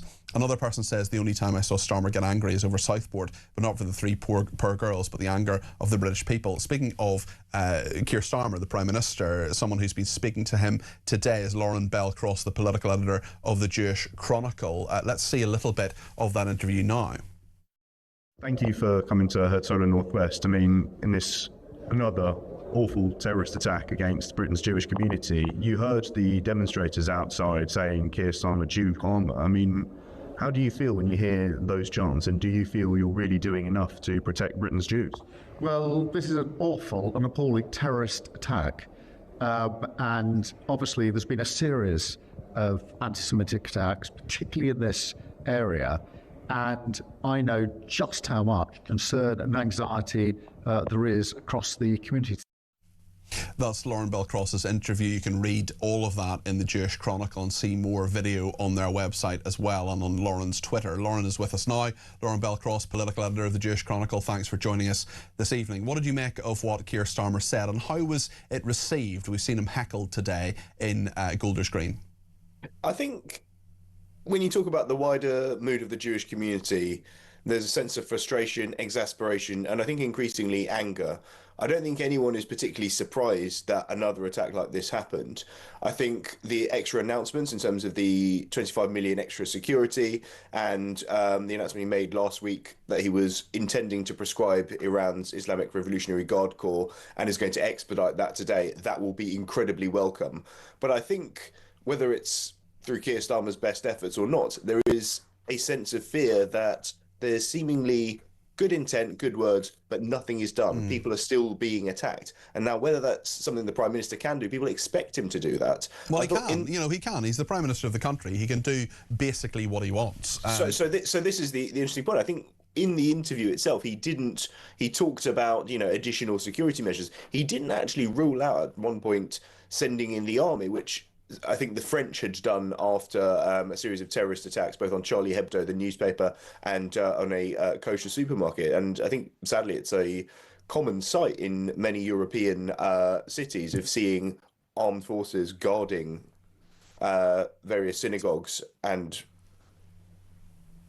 Go ahead, Lauren, sorry. Yeah, so I think in Europe, in European cities, it's quite common to see armed forces guarding It'll be very interesting to see what happens. Given what he said in Downing Street about what he was going to do, I mean, I just wonder whether additional security, which I'm sure would be welcomed, is you've got to deal with the roots of this. You've got to tear this out by the roots. Do you believe, and from your conversation with him today and what you've seen otherwise, that the Jewish community and you have faith in him to do that? Well, I think what a lot of the Jewish community have been saying is they're frustrated. I mean, everyone has been saying about these marches for quite some time. There is awful imagery on these marches. There's calls for globalising the Intifada. Well, I'm sorry, globalising the Intifada is what happened on Golders Green the other day. And I think it's all well and good people trying to excuse that, but we have been saying this is a major problem for some time, and most senior politicians have ignored it. Now there's some promise of action. There's the new legislation in the police and crime bill, crime and policing bill, sorry, that will take account of the cumulative impact of these repeat protests, because they happen every weekend, seemingly every weekend in central London and other towns and cities up and down the country. So if this is going to happen, if they're going to actually be robust against people who display incitement to violence or anti-Semitism, which the Prime Minister has himself says he thinks globalise the Intifada is an anti-Semitic chant. So will the police actually do anything about it? That remains to be seen. And I think that if that is put to the test, and it's that is going to determine whether people have faith in this or not. I just think a lot of what he said today, particularly in the clip we've been playing a couple of times in Downing Street about globalising Intifada, about these phrases, for example, he's 2 years late, isn't he, Lauren? I think that's what a lot of people will think. I mean, I remember the reaction. Everyone was outraged when Suella Braverman called them hate marches. I think that was about a month into the conflict. Yeah, so before she was right. any major casualty figures, when it was just sort of very early on in the conflict, people were. It was obvious what was happening on these marches. It was obvious to see the kind of signage that was on them, and I think the fact that they were planned so soon after the biggest massacre of Jews after the Holocaust, so soon after October the 7th, there was immediately, before even a ground invasion, there was suddenly a genocide. There was suddenly... the Israeli military, as you know far better than I did, didn't react for 3 weeks. Yet still we had, as the 7th of October was happening, the Palestine Solidarity Committee in this country was on the phone to the Metropolitan Police to say, we are having a march next Saturday. That is what happened. And I think it's even more disturbing than that, Peter, because when it's not just on that Saturday, I think the very day it was happening, there were celebrations in various parts of London. And I think that I worry about. That worries me hugely, because if you have a significant minority of people who will celebrate at the massacre of Jews, what hope is there then? If they feel that they can do, and that in itself is just another aspect of this problem. Lauren, thank you. Lauren Belcross, there, political editor of the Jewish Chronicle. Graham says, I've just heard the Imam talking on your great show. He's a very clever man, but like Keir Starmer, he's misleading us, in Graham's opinion. Jay Epping says, listening to that Muslim preacher is like listening to a politician dancing on a tightrope while spinning plates and playing a violin. An absolute load of bamboozling word salad designed to not answer or convey a straightforward point. They're not compatible, and they defend their own, whether they're hardline Islamists or just quiet supporters of this view. We're in very big trouble, says Jay Epping. Jay, I'm going to respectfully disagree with you, and we can on this programme, as we know, disagree without being disagreeable. I think the Imam actually gave pretty straight answers, and I do think that he's probably fighting a losing battle. I think that there are moderate voices in the Islamic community. He's one of them, and maybe he's trying his best. But Jay, listen, thank you for that. Another person says, was the terrorism level raised for Southport? No. Was the terrorism level raised for the death on Primrose Hill? No. Was the terrorism alert raised for all the illegal boats coming over? No. But for 2 Jews it's raised, never mind women and girls fearing walking the streets. It's all about the Jews, says Becca. This was a terrorist attack. It was dealt with by counter-terrorism officers. To my knowledge, Southport was not treated as a terror attack. It should have been, of course, because of Axel Radicabana and what he was radicalised to do and what he did and the evil person he is. Primrose Hill wasn't treated as a terrorism incident, and also we know as well from the people who have raised the terror alert, the actual body that does it, that it's actually to do with a number of different things. Of course, what happened yesterday. But there are other factors there as well. Just a little bit of breaking news. Donald Trump has dropped whiskey tariffs in honour of the King and Queen. He wrote on Truth Social, in honour of the King and Queen of the United Kingdom, who've just left the White House, soon headed back to the wonderful country, I will be removing the tariffs and restrictions on whiskey having to do with Scotland's ability to work with the Commonwealth of Kentucky on whiskey and bourbon, two very important industries within Scotland and Kentucky. So just a little bit of breaking news there. Let's speak to Paul in Hartlepool, who's given me a ring on 0344 499 1000. Paul, you're very welcome to the programme. What would you like to say? I'd just like to say, Keir Starmer, when he comes on the TV and he gives you speeches, right, he's like a preacher on a Sunday reeling over something, but he sits on the fence. He says it should be done and this should be done. But he's a Prime Minister. He's supposed to say, I'm going to do it. I totally agree with you, Paul. And I don't know if you saw what Sadiq Khan said yesterday, but my sense is they're sort of diagnosing the problem. There's a lot of this in politics. There's a lot of people saying, here's the issue, isn't this awful? And then the next question is, but what are you going to do about it? And I'm not sure he has a plan. I'm not sure the Mayor of London has a plan in regard to Golders Green. He's finally 2.5 years after the 7th of October, 2 years in as Prime Minister. He seems to have just about understood what's happening, Paul. Yeah, that's it. But all the time he's been in power, he sat on the fence. He sat on the fence that long. He's probably got spells in his backside. He just will not come off the fence and say, we're gonna do this and we're gonna do that. There's a lot of Jewish people I feel sorry for tonight that are really frightened out there, but he could have stopped this. When he could have stopped all these meetings down London, right? Yeah. He could have said, right, okay. Well, I mean, I don't know about you, Paul, but I think those marches should be banned. They've had a good run. It's time to say, right, this is ludicrous. You're clearly fomenting anti-Semitism. Off you go. Find something better to do with your Saturday afternoon. What do you think, Paul? And don't forget the amount of cost it is.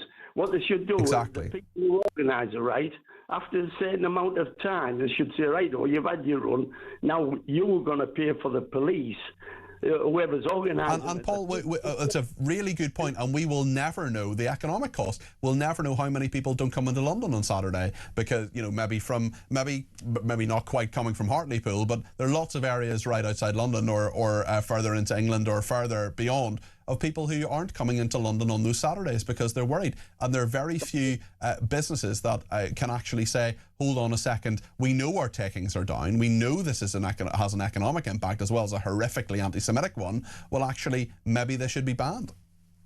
Yeah, exactly. And they'll be talking in those, when they're in those crowds, they'll be making plans to actually attack Jews. Saying, I'm not saying... No, I know what you mean. Well, listen, there are certainly like-minded people on those hate marches. Not all of them are violent, but many of them are fomenting anti-Semitism. I think you speak a lot of sense there, Paul, and thank you for that. We've talked a lot about Golders Green and the attack yesterday and the dreadful anti-Semitism in this country. We're going to continue to talk about that throughout the show, but I'm going to talk to someone slightly different story coming up next. Janet Murray, who's a journalist and choir leader. This is a fascinating story about our country today. Janet has the crazy, radical, mad view that women are women and men are men. Imagine having that view. Imagine thinking that. What an awful, dreadful person she must be to accept, I don't know, what's the word? Oh yes, facts. That's right. Well, she was going to basically give of her own time, just about, to sing at the London Marathon, as she's done over the last couple of years for charity. Then the charity, Scope, which deals with disabled people, said, no, we don't like your views, you can't sing. She wasn't singing about men and women. She wasn't singing about trans-exclusionary radical feminism. She was just singing some nice songs. But she wasn't allowed to. There's a whole saga. We're going to hear the whole thing from Janet in just a second. Stay with us.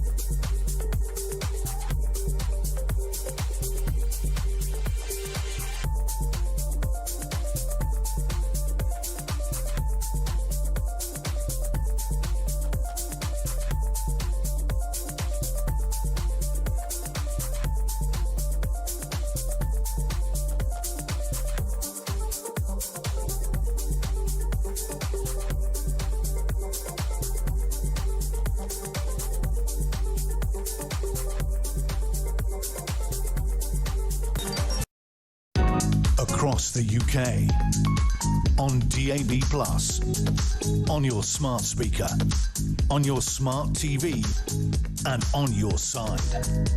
This is Talk. Okay. Right then, let's hear a voice note from Elisa in Chelmsford, who has some thoughts on the news of the day.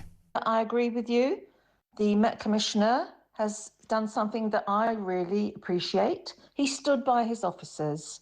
Those brave, selfless officers need a round of applause from us, not a slow clap that Starmer deserves, but a real round of applause. Can you imagine how terrifying it must have been for them? They had no idea if this guy was carrying a bomb. They were trying to defend not only themselves, but the community as well. So kudos to those officers, and well done to Mark Rowley for calling out Zach Polanski, who is dangerous. He's an absolute danger to us all. Elisa, thank you. Plenty more voice notes coming between now and 10 o'clock, but I want to talk about something a little bit different. It is to do with a journalist and singer, choir leader called Janet Murray. Joins me now. Hi, Janet. Hello. Hi. Janet, the London Marathon was on Sunday. You did actually sing there, but it was something to encourage the people along. You've done that for the last couple of years. Yeah. You were going to do it for a charity called Scope, which deals with disabled people. Tell us what happened.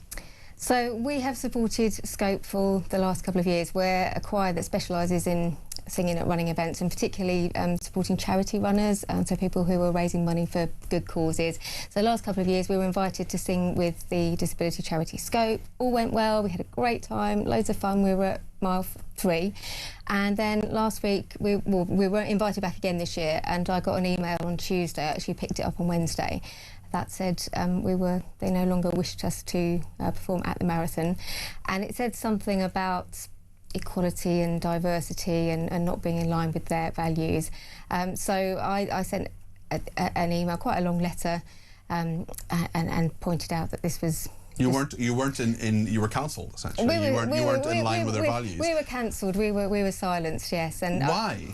Well, because I believe that men and men are men and women and women, and radical, you can't change radical sex. thoughts. Really radical. So does the Supreme Court. Yes, and I have expressed these really radical views publicly, and I've defended women's sex-based rights and spaces. You know, their right to have their own changing rooms, toilets, other intimate spaces, and apparently this goes against their equality and diversity policies. Now, I did suspect that might be what it was, but I did follow up with a letter that pointed out that if that was the case, it was discrimination, and I asked for a call with the CEO, and I have to say I was expecting that they might have a chat with their lawyers, and their lawyer would agree it was discrimination and we'd be able to deal with it quietly, because most of all I didn't want to upset the singers, because we're all about the music and singing together. Are you singing at all about women's rights or men's rights? No, like we never ever have. I've had these views for the last couple of years when I've been singing for Scope. I've never said anything or done anything.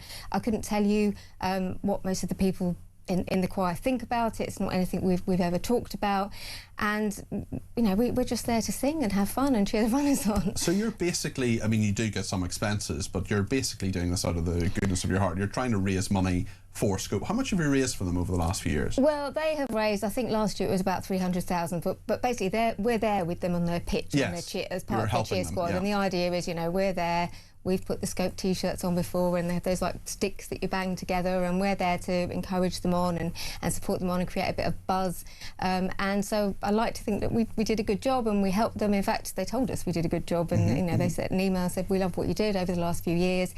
So in this conversation with the CEO, I did ask him, what are you concerned about? And he kept saying that I would be a distraction. And I kept saying, well, what do you mean by a distraction? Do you think I'm going to jump up and say, trans women are men, or do you think I'm going to drape myself in a suffragette flag, or do you think I'm going to, I've never done anything like that before. All we do is we come along and we sing, we leave the politics at home. And he just kept saying that I would be a distraction. And I did ask him, if I, for example, if I volunteered at a charity shop for Scope, or if I wanted to come and work for Scope, are you saying that I couldn't hold these views? And he didn't exactly reply. He kept telling me that these were hypothetical questions. But perfectly reasonable questions. Yeah, reasonable, I would argue. Yeah, reasonable questions. And we didn't really get to the bottom of it, but my impression was that you were allowed to think it, but you weren't allowed to say it, which is quite kind of Orwellian and a little bit scary. But it's also that we're talking about the law of the land here as well. We're talking about the Supreme Court's interpretation, and you're on the Supreme Court side. Scope clearly isn't in certainly how they've dealt with this. So what actually happened then? Because you did actually sing. So we did sing, but we were due to sing at mile 3 with their cheer squad, and eventually they did reverse the decision. Took quite some doing, including conversations between lawyers, and eventually at 6 p.m. The night before the marathon, we got a very mealy-mouthed public sort of apology. It wasn't really an apology. It still sort of suggested that my views alienated people, but it did acknowledge that they were my views and not the views of the rest of the choir. I mean, the great irony in this, I'm someone who worked in communications for a while, worked as a special advisor for 3.5 years.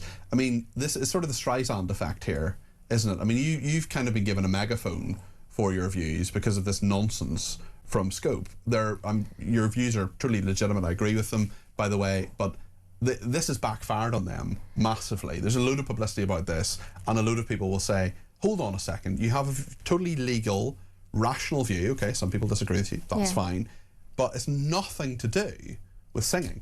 No, and even in the conversation with the CEO, I said to him, you know, have you had any concerns about anything we've done in the past, me or anybody else? No, he had no concerns whatsoever. 2 anonymous complaints were made, apparently. Oh, and so two anonymous complaints. And ironically, you know, I guess his point was that they were concerned about those complaints. And I did say to him, are you worried that somebody's going to turn up and disrupt? Like if they'd said to me, we're worried that, you know, trans activists are going to turn up and disrupt. Yeah. I asked him that outright, and he said no, he wasn't concerned about that. It was all about me being a distraction. So it not only is it discriminating against me for lawfully held views, and let's face it, widely held, sensible, normal views that the majority of people Vast majority of people agree. hold. What so many people forget is, I'm sorry to sort of mansplain this, but what so many people forget is that about 95% of the country agree with you, and J.K. Rowling and various. I mean, this is absolutely mainstream opinion here. John McLaughlin, who is the chief executive of Scope, said this on Saturday. We did ask we're through the looking glass here. We asked the press office for a statement. Of course, we're going to give them right a reply. And the reason they took a while to get back to us is because it's their diversity awards today and everybody was busy. Yes, really. I mean, this is Britain in 2026. John McLaughlin, who's chief executive of Scope, said on Saturday, nothing more to say since Saturday. On reflection, we would like to restore our invitation to the choir to attend the marathon tomorrow and perform for runners if they choose to do so. We accept that the choir as a group does not promote a specific viewpoint and that the performance in itself doesn't undermine our values. That's good of him, isn't it? This decision has been made without prejudice and reflects our appreciation of the right of individuals to hold protected beliefs under the Equality Act 2010. Gender-critical views are highly polarising, and we are sensitive to the fact that for some of our valued members, supporters and colleagues, gender-critical beliefs may be deeply unsettling and alienating. We are here to support anyone who's been affected, and we will provide additional support through our supporter care team. We're looking forward to celebrating our runners and supporters at the London Marathon. What do you make of that? Well, I did try to see if they would support me on the supporter care line, but they weren't interested. No, I mean, these are lawfully held, completely mainstream views, and they're making them sound like they are extreme, that they're distressing to people. It's very, very strange. And just to add, we did end up singing, but by that stage, Saturday night, 6 o'clock, only one of our regular singers who was due to sing felt comfortable. You can imagine how of course, with all of this, they've done nothing Absolutely. wrong. So was it just the two of you? So we managed to pull together some other singers. There were about 9 of us, but we decided that we would go to another location. We sang, we had a great time. It felt really important just to show up and sing. Good for you. But it did sort of sour it a bit, and it was a bit sad because what are you going to do next we didn't have our regular.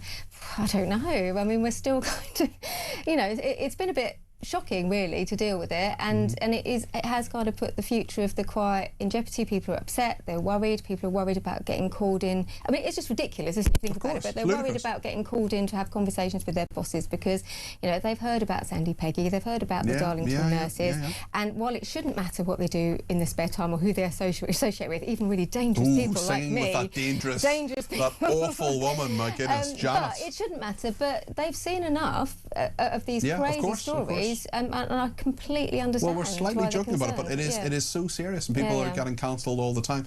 Janet, the name of this station is Talk. It is not Sing. We do not usually do music, but I want to hear your beautiful singing voice. Well, you said you'd join in with me, didn't you? I did. Yeah. I don't know if that's a good thing. I don't know if that will put people off. But our repertoire is generally running themes. Running so I've songs. Rewritten the Born words. to Run. Yeah. So we tried that one. It's quite hard. It is quite a hard song. It's quite hard to sing that song. So we do a version of Status Quo, Rocking All Over the World. We do Running Out All Over the World. So if you want to join in with me. Oh, running all over the world. Well, I'd love to hear that at the London Marathon next year. I hope it happens, and I hope Scope come to their senses, and I hope it gets all properly sorted out and common sense prevails. Janet, listen, thank you very, very much for coming in. That's Janet Murray, journalist and the choir leader, and I do sincerely apologise for my singing, but not Janet's, who has a lovely voice. What do you think of that? What do you think of that story? Let me know your thoughts. 0344 499 1000. Stay with us.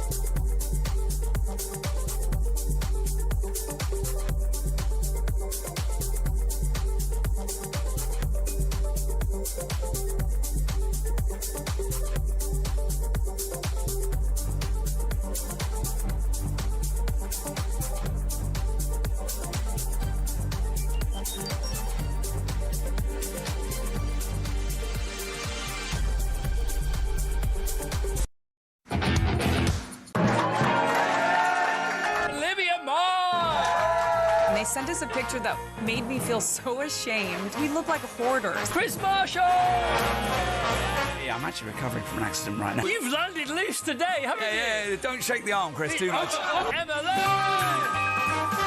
You're with Danny Boyle, who's like the maddest director ever. He's got so much energy. He's like you. Working such a fun, got some money to spend. Live out the weekend.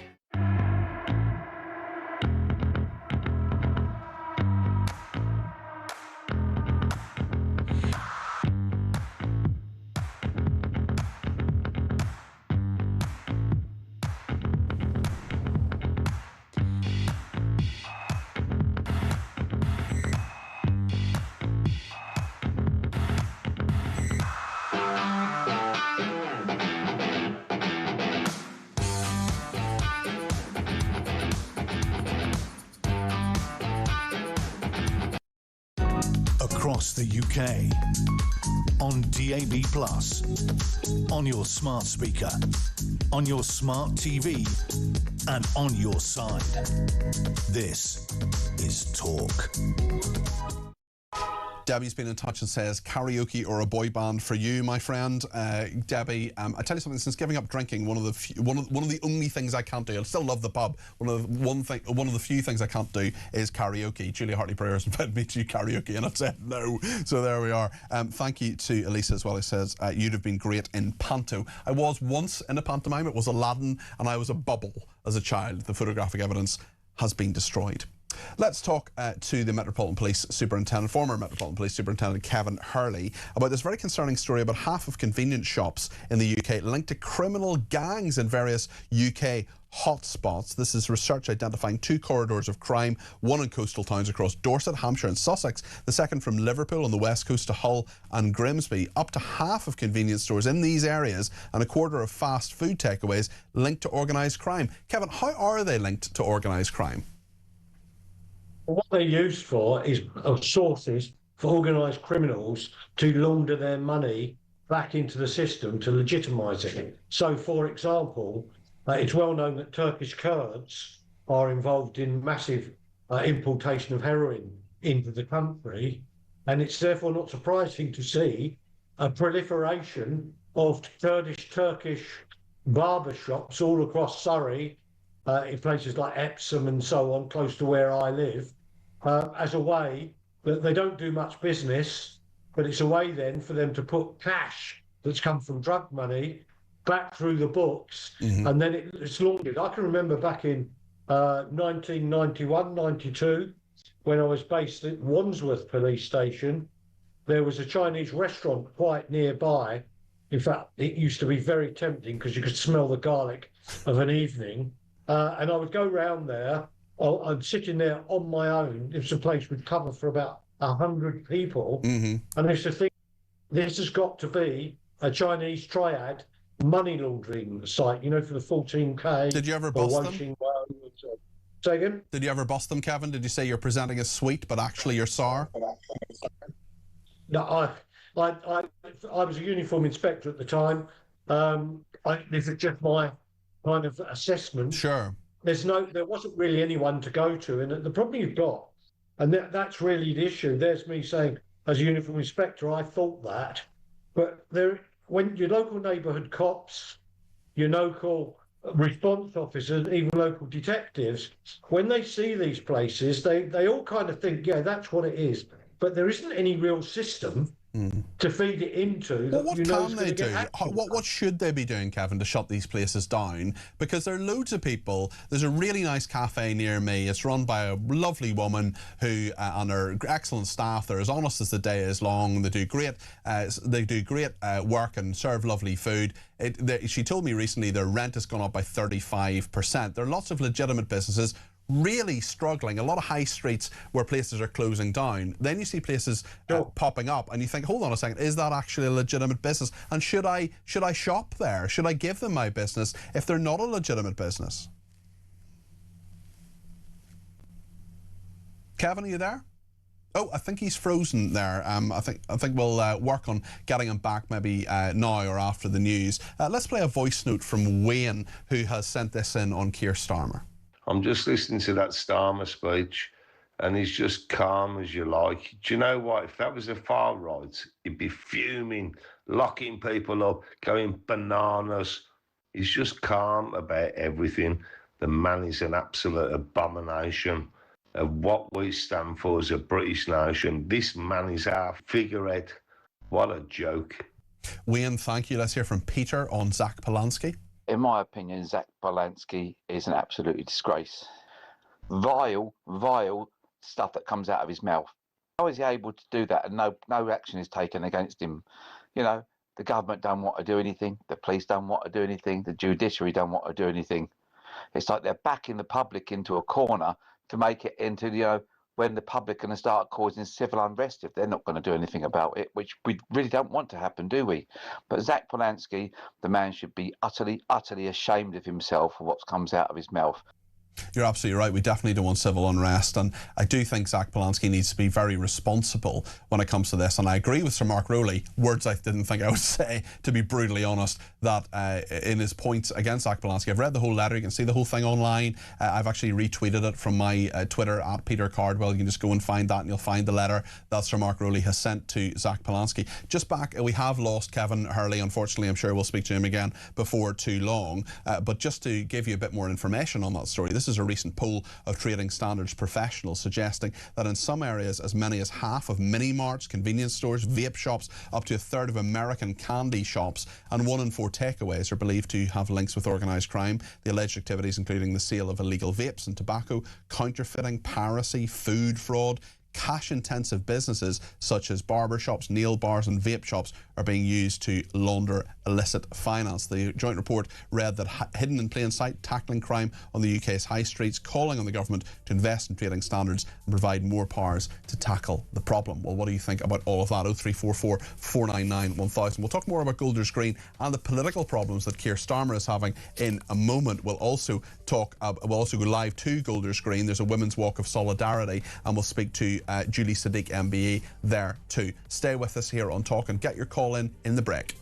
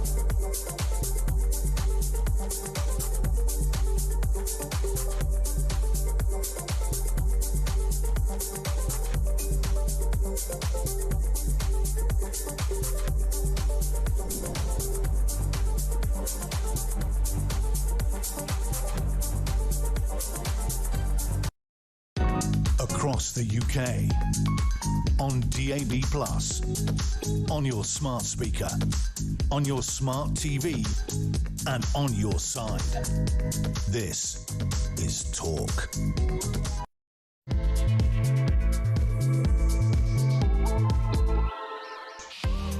Well, a very good evening. Thank you so much for your company here on Evening Exchange. I'm Peter Cardwell. Loads to discuss, including the Prime Minister's reaction to Golders Green, what happened there yesterday. He was there today. He was heckled. We'll talk about that and his political position as well, because there are threats coming from Angela Rayner, from Wes Streeting as well, to his position. It's a week today until those local council elections in England and the parliamentary elections for the Scottish Parliament and the Welsh Assembly elections too. We're going to speak to Kevin Schofield, political editor of the Huffington Post, news in just a second. Loads to discuss on Golders Green, of course. Lots of people want to get in on that and the reaction to it. We'll get to as many calls, texts, tweets and voice notes as we can throughout the hour between now and 10 o'clock. We're also going to go live to Golders Green. There's a Women's Walk of Solidarity happening. There's also a big event happening in Whitehall this evening. I was actually asked to speak at it, but sadly couldn't because I was presenting this programme for the campaign against anti-Semitism, putting that one on. And if you do want to express your solidarity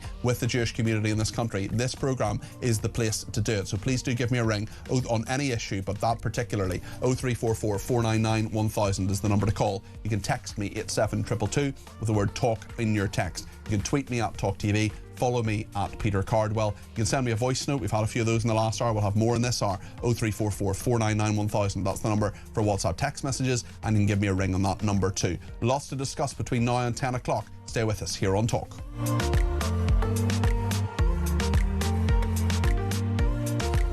Well, Keir Starmer yesterday didn't go to Golders Green. He was in Cobra, the government's emergency committee. He did make it to Golders Green today, the scene of that horrific attack. We know a little bit more as well about the suspect who is in custody, not charged yet, and we must treat him as innocent until proven guilty. His name is S.S. Suleiman. He's 45. He is a former security guard at a school. He's Somalian born, but a British citizen now. We also know today that the threat level in the UK has been upgraded from substantial to severe. We talked to the independent reviewer of terrorism legislation, Jonathan Hall, a little bit earlier on. As I said, Starmer did make it to Golders Green today. This is what happened when his motorcade went past many people. A heavy police presence there.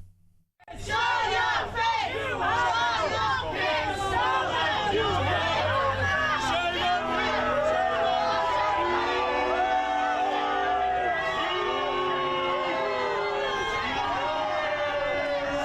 Show your face, shame on you, is what people were shouting to Keir Starmer.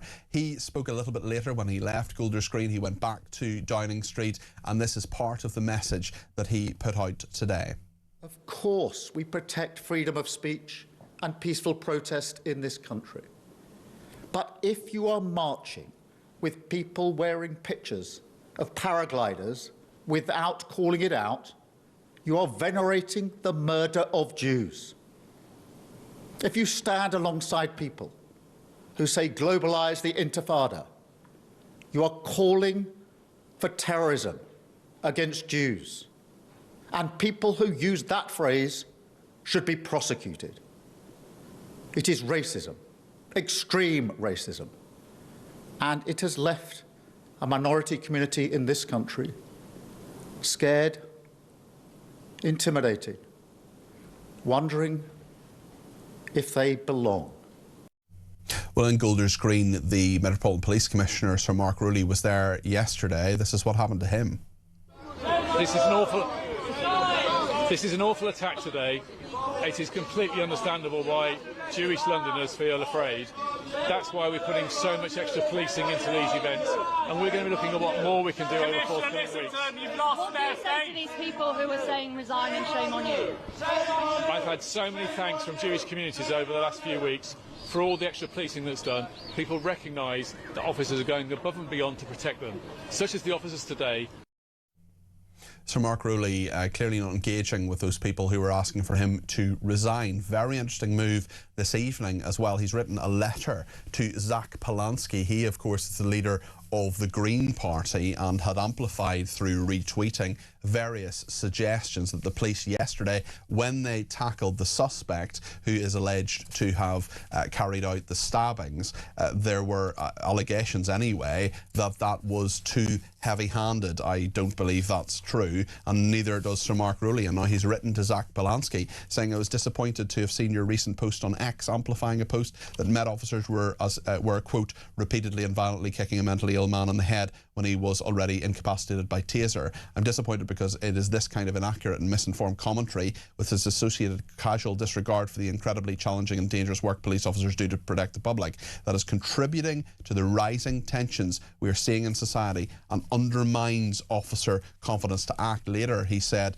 Jewish communities have experienced a series of targeted attacks on the community and they expect our officers to act to protect them. That is exactly what our officers did yesterday. Your decision to criticise criticised these officers using your public profile and reach will have had a chilling effect. If you want to read that whole letter, it's on my Twitter at Peter Cardwell. For reaction to that, to what Starmer's been doing, to where we are as a country right now, Kevin Schofield is with me, political editor of Huffington Post UK. Kevin, I want to talk about Starmer's future in a minute because that's a very live issue too. But when it comes to criticism of Starmer, what he said, and indeed Zach Polanski too, lots is moving and lots is happening politically. What's your thought on that? Yeah, well, Peter, you know, that letter that you just read out there from Sir Mark Rowley, I mean, I think that was a really significant moment. It's highly unusual for a senior police officer to criticise any politician. You know, there's always an attempt to make sure there's a demarcation line effectively between the police and politicians. So it was very interesting, I think, pretty extraordinary actually, and significant that he felt the need and a week before local elections and elections in Scotland and Wales as well. I mean, it is highly significant for a number of reasons, even that he wrote, never mind what he put in it, Kevin. Yeah, absolutely. It was an extraordinary intervention, but you can understand, it almost leaps off the page actually when you read it, his anger and frustration at what Zach Polanski did. Now, this has been a developing story all day. This was a retweet, as you said, that Zach Polanski did of someone criticising the police officers who, I think, very bravely apprehended the suspect. Now, the Green Party have been today, I think, conducting a little bit of a firefighting exercise. They've been trying to hose the whole thing down by saying, well, Zach Polanski saw the same video that everyone else does, and, you know, he thinks that, you know, it should be looked at. So they didn't really go as far as the original poster that Zach Polanski retweeted. So I think they as well realised that this was a significant, I think, a misstep really politically by Zach Polanski, but I think it gave a very fascinating insight into his attitude towards these types of incidents. And, you know, the Green Party has a problem here. They've been accused of harbouring anti-Semites by the Labour Party, by other parties as well. And this is something, a row that they could well do without, as you say, so close to the elections next week. Speaking of that footage, I just want to play it now. This is the body cam footage from one of the officers who was involved in the struggle and who managed to make the situation safe. Let's have a look at this. Down on the ground! Down on the ground! Down on the ground! Step back! Take the taser! Jacket! Take the taser! Get on the ground! Detention of power! Detention of power! Drop the knife! Drop the knife! Drop the knife! Drop the knife! Drop the knife! Well, you can see at the end of that, the officer attempting to get the knife off the suspect there. That's what they're there to do. That's their job. In America, Kevin, that guy would almost certainly be dead. Yeah, absolutely. I think that the police showed remarkable restraint, actually, and it was incredibly brave. You know, the man had a backpack on. They did not know what was in that backpack. He was not letting go of the knife. They can't act on the assumption that, you know, he is going to do what they tell him to do. Or obviously, it's a highly stressful situation. So I think unless you've been in that situation, and thankfully I have never been in a situation like that, but unless you're in that situation, I think you should maybe withhold your criticism. Well, it's very interesting. Sir Mark Rowley made the same point, didn't he, when he talked about armchair critics who haven't the experience of actually how to do that. What do you make of Starmer's reaction to this, what he said? And I don't know about you, Kevin, but I just see what Sadiq Khan said yesterday, what the Prime Minister said today. There's a lot of this, and we know this having covered politics, and I worked in politics. There's a lot of diagnosing the problem. There's not a huge amount of diagnosing the solution. I'd also be interested in what you think about the reaction to Keir Starmer and the jeering and heckles that were there in Golders Green.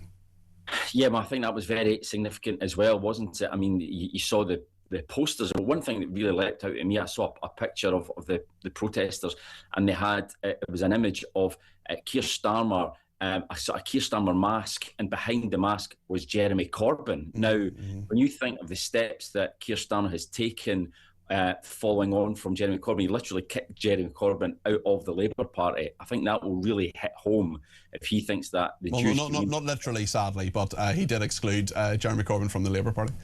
Well, yeah, exactly. So, so that he will think, well, I think that will really hit home that type of criticism that Jewish people think he is no better than Jeremy Corbyn. Then I think that is a criticism which will really resonate. And again, in the middle of an election campaign, it's not a good experience and it's not a good look for the Prime Minister to be being heckled by any community, let alone one that is just experienced. But there's so many incredibly frustrated people, Kevin. Will his words assuage this or not? I mean, my viewers and listeners don't seem to be convinced by what he's saying. I wonder what you think. No, I don't think they will. I mean, after that, this afternoon, they had an emergency statement from Downing Street. I thought the Prime Minister looked distinctly uncomfortable. He said all the right things, but what the Jewish community want now, I think, is action. They don't just want warm words. They want action to protect them. And clearly what the government has done thus far isn't working. These attacks, unfortunately, are becoming ever more regular, and they want action rather than warm words. So I think that anger was clearly expressed when the Prime Minister visited the area this afternoon. It's interesting, just talking about the Green Party as well, 2 of their candidates arrested today. We'll not talk too much about that for lots of reasons, for electoral law reasons, and also because of the fact that there's an active police investigation. But it's just worth noting those are 2 candidates in London. Kevin, just on a matter which may not seem as important, but I do think who leads this country is something worthy of debate. In a week's time, unless, nuclear Armageddon occurs and there's some massive political upset that absolutely nobody has seen, the Labour Party is going to do very badly in the Scottish parliamentary elections, the Welsh Assembly elections, and the local elections in many parts of England, including London. What happens then, especially when we see the vultures circling in the figures of people like Angela Rayner and indeed Wes Streeting? No, you're right. I mean, the vultures definitely are circling. Angela Rayner, the position with her hasn't really shifted in that she still has this HMRC investigation hanging over her. I think as long as that's in place, she's rather stymied. I don't think she can really move despite the briefings from allies of hers to the media. Wes Streeting, there's a story, I think, in The Sun this evening about how he is potentially ready to go next week. Again, I would be very surprised if he did. However, there's no doubt he would like to be leader. I think Andy Burnham is the one to keep an eye on. I think were he an MP right now, I think Keir Starmer would be living on borrowed time and might not even be Prime Minister as we speak. If he was to find a way back into Westminster, then I think that would be curtains for Keir Starmer. At the moment, he clings on, badly damaged. Clearly, the Parliamentary Labour Party incredibly unhappy with him. I don't think anyone realistically expects him to lead Labour into the next general election. But at the moment, I still think, regardless of how bad it is next week, he will probably limp on. But for how long, I'm not very sure. I mean, he may well make it into the summer, into the autumn, potentially even to the end of the year. But there's no way I don't think he'll ever be the leader come the next general election. Kevin, thank you. That's Kevin Schofield, there is political editor of Huffington Post UK. Something that's just reached me, Channel 4 is reporting that the Golders Green alleged attacker left a psychiatric hospital in recent days run by South London and Maudsley NHS Foundation Trust. He is, the alleged attacker is in custody at the moment. We know his name is Essa Suleiman. He's 45 years old. He's a former school security guard. He's Somalian by birth and has British citizenship. And Channel 4 reporting, we can't verify this, but Channel 4 is saying that the Golders Green alleged attacker left a psychiatric hospital in recent days, one which was run by South London and Maudsley NHS Foundation Trust. We will continue on this story. There are lots of people who want to get their views on the air. If you're one of them, please do give me a call. There's plenty of time for calls between now and 10 o'clock. 0344 499 1000. Stay with us.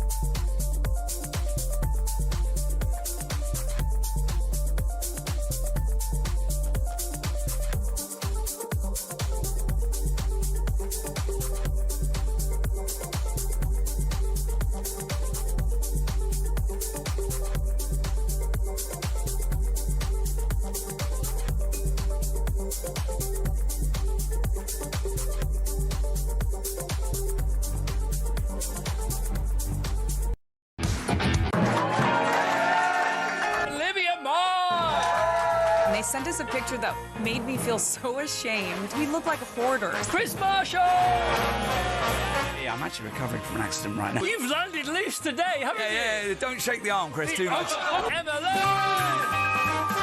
You're with Danny Boyle, who's like the maddest director ever. He's got so much energy. He's like you.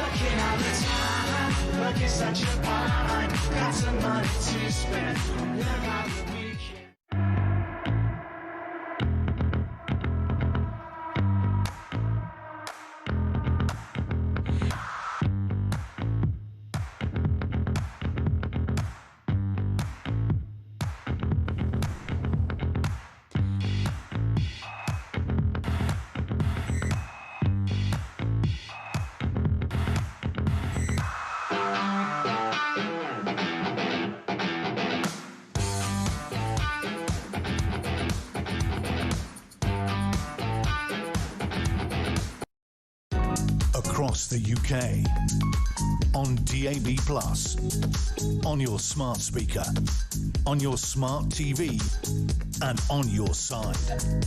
This is Talk. Thank you to everybody who's been in touch. I've just had a look at my phone over the break there, and a few people on Twitter, well, quite a few people on Twitter actually have sent in messages, so let me read out a few. Tad says, this situation makes me so angry. The way of useless numpties have let the situation develop. I find it difficult to be objective, but I guess I'm not alone. Just as long as everyone else realises the cause of it all and puts their crosses against those without guilt, then when the time comes to vote, says Tad, be sure not to reward failure. Well, there is, of course, an election next week. I'm not telling you how to vote in any way, but I would encourage people to express their opinion, as I always do on this show. 0344 499 1000. Ray says, after 30 years in the police, I don't believe in coincidence. However, what needs to happen is close the Iranian embassy, shut down the Palestinian delegation, prescribe the IRGC and the Muslim Brotherhood, just for starters. One person says, in most countries, that alleged attacker would have been shot there and then. And thank you to Serena, who says, if the Golders Green alleged attacker is mentally ill, why was he then labelled as a terrorist? It seems mixed messaging. It'll be very, very interesting to see what happens. That's Channel 4 news that are reporting anyway, excuse me, that he was released from a psychiatric hospital. Serena also says, I voted the Green Party at the last election. Now Polanski is their leader. I cannot bring myself to support them. It's such a pity because I believe in my local MP, Ellie Chowns. Michael in Edinburgh says, an absolute disgrace. Starmer spent years as Director of Public Prosecutions, letting grooming gangs off the hook. Now he's running the country and the boots are still coming. Hotels full of illegals while veterans sleep rough and the NHS collapses. He has no intention of stopping it. This is deliberate. Starmer, of course, always says he's done so much for violence against women and girls.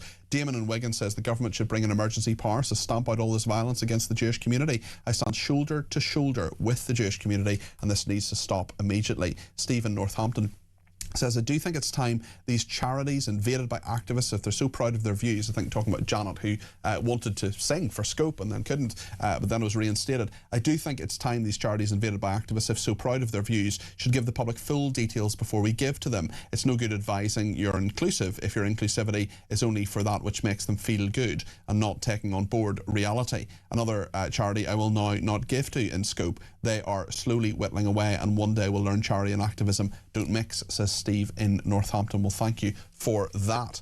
Nick is in Lincolnshire and has given me a ring at 0344 499 1000. Nick, you're very welcome to the programme. What would you like to say? Hi, Peter. Hi there. So I wanted to sort of raise the point of sort of what's the word for it? Sort of cultural versus religious differences. Yeah. So you have countries like sort of Uzbekistan, the UAE, and other countries that don't have this issue, this problem. Whereas culturally, I mean, to go back a bit, I was in Afghanistan in sort of 2005, and we had there was a spate where they went through a period where they had the Taliban would take kids who were sort of maybe sort of 12 years old but had a sort of mental age of like 6 or 7, and they had one where they would get this kid to push a wheelbarrow full of explosives up to the gate and then blow him up when he got to the gate. Right. And then they had another one where they had a similar instance with a kid where they packed his bicycle tyres with explosives and got him to ride it up to the gate. Just dreadful.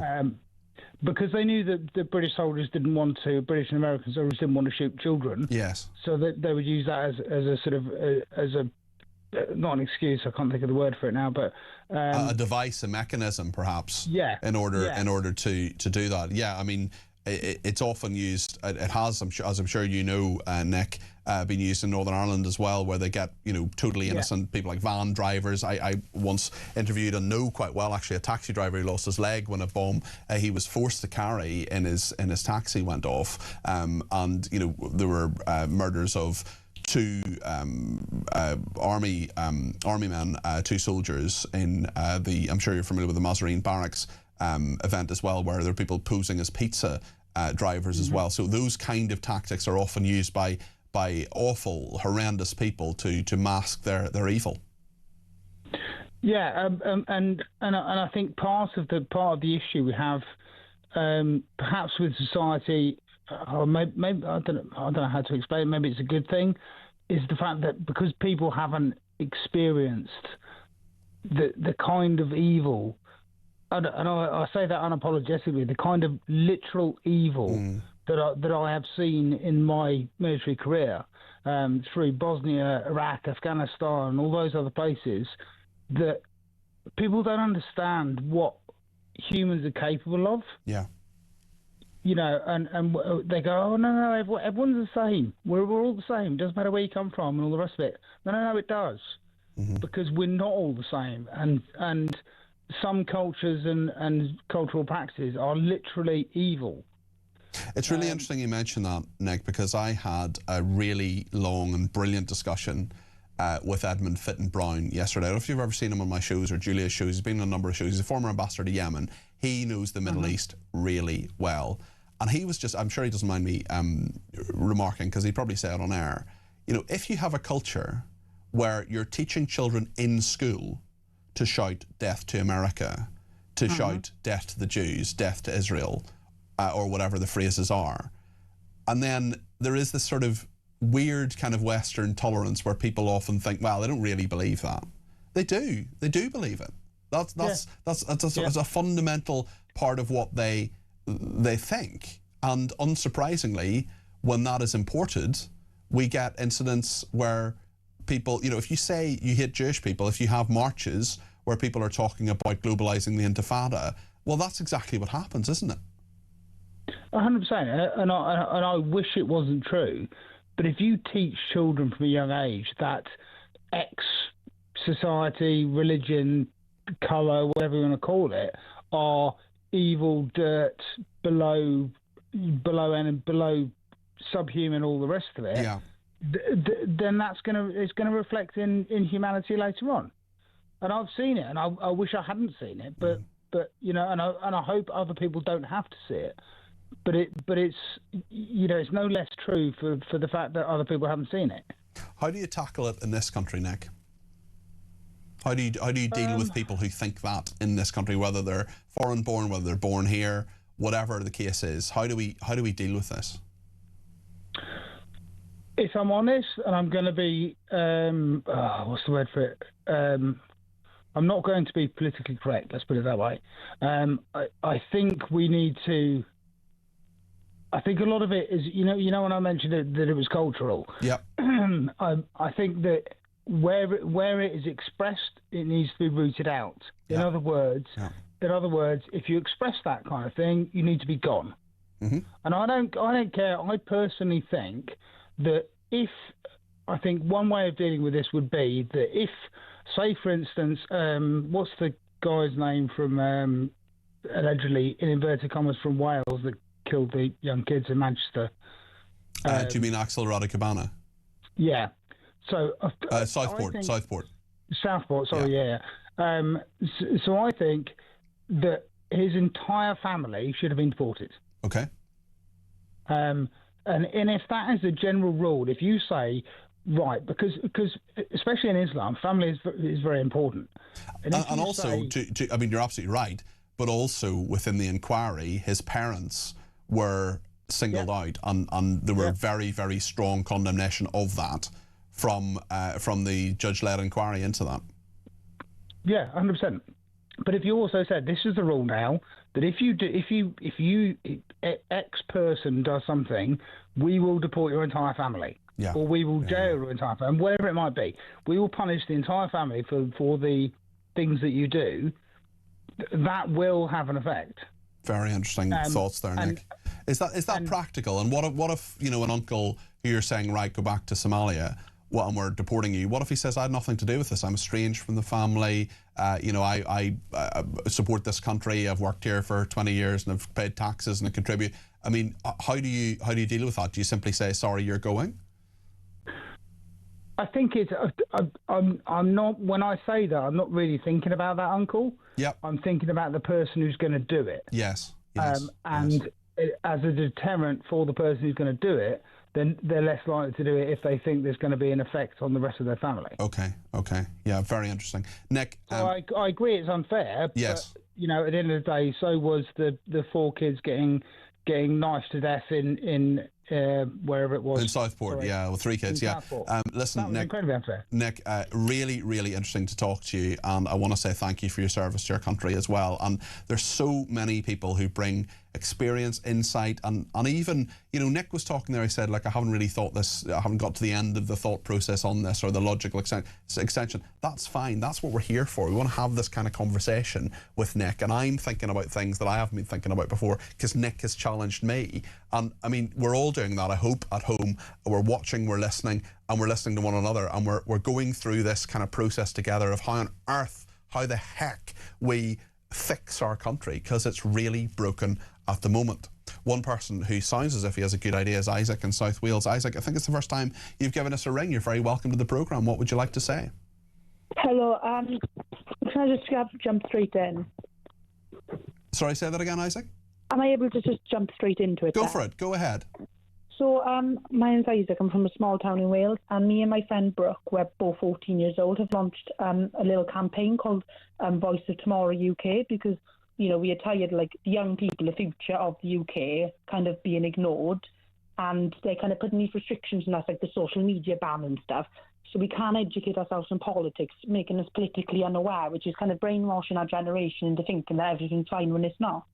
For example, like, there's many politically aware kids in the United Kingdom as it is. Sorry, Isaac, I do apologise. I've just got I hope to speak to you in the future, but we just can't do this call right now for a little issue behind the scenes. We've got to go to a break, but I do apologise and hope to speak to you in the future. We're going to return to Gold Screen in just a second. Stay with us.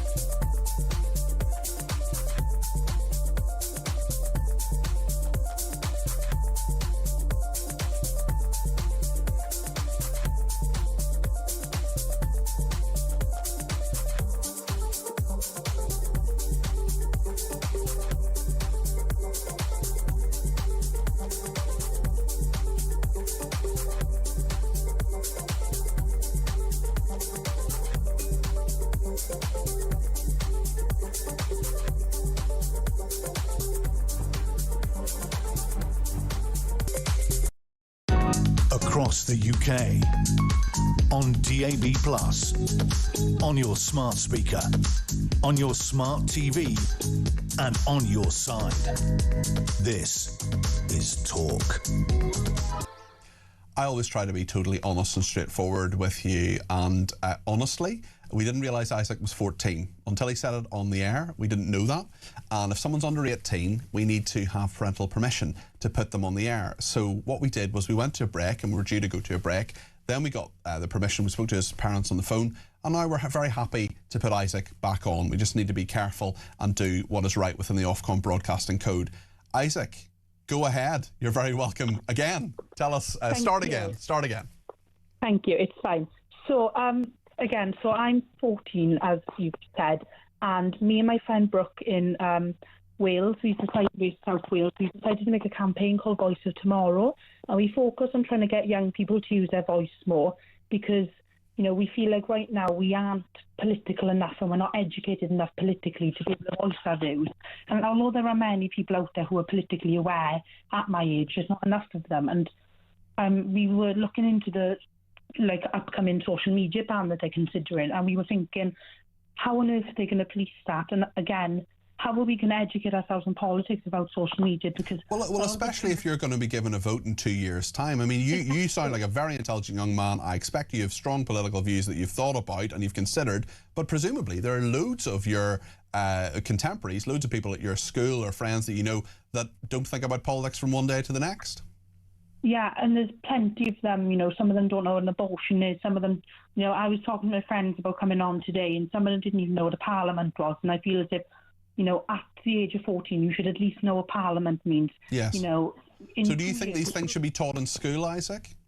Yeah, I think these things should be taught in school, but they should also, every, you know, person from the age of 12 should have the right to use social media as their political, you know, education, because I know it's not just politics on there, Isaac, as you know, of course. There are lots of things that I'm sure your parents and many others wouldn't want you to see and be exposed to at the age of 14, or perhaps even at any age. So how do we deal with that? And from a young person's perspective, how do you keep yourself safe?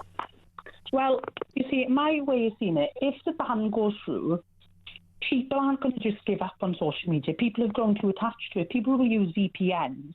If people are going to start using VPNs, that goes through all the safety features in the UK as it is, making it even less safe than before. Because say now you use a VPN and say you're in Germany, all the UK safety restrictions go out the window. And the fact is, and sorry to interrupt you, Isaac, but the fact is that you probably know a lot more about VPNs as a 14-year-old than many adults do. And I don't know about your parents, they may be very tech savvy, but there are a lot of things, there are a lot of ways around these things, aren't there?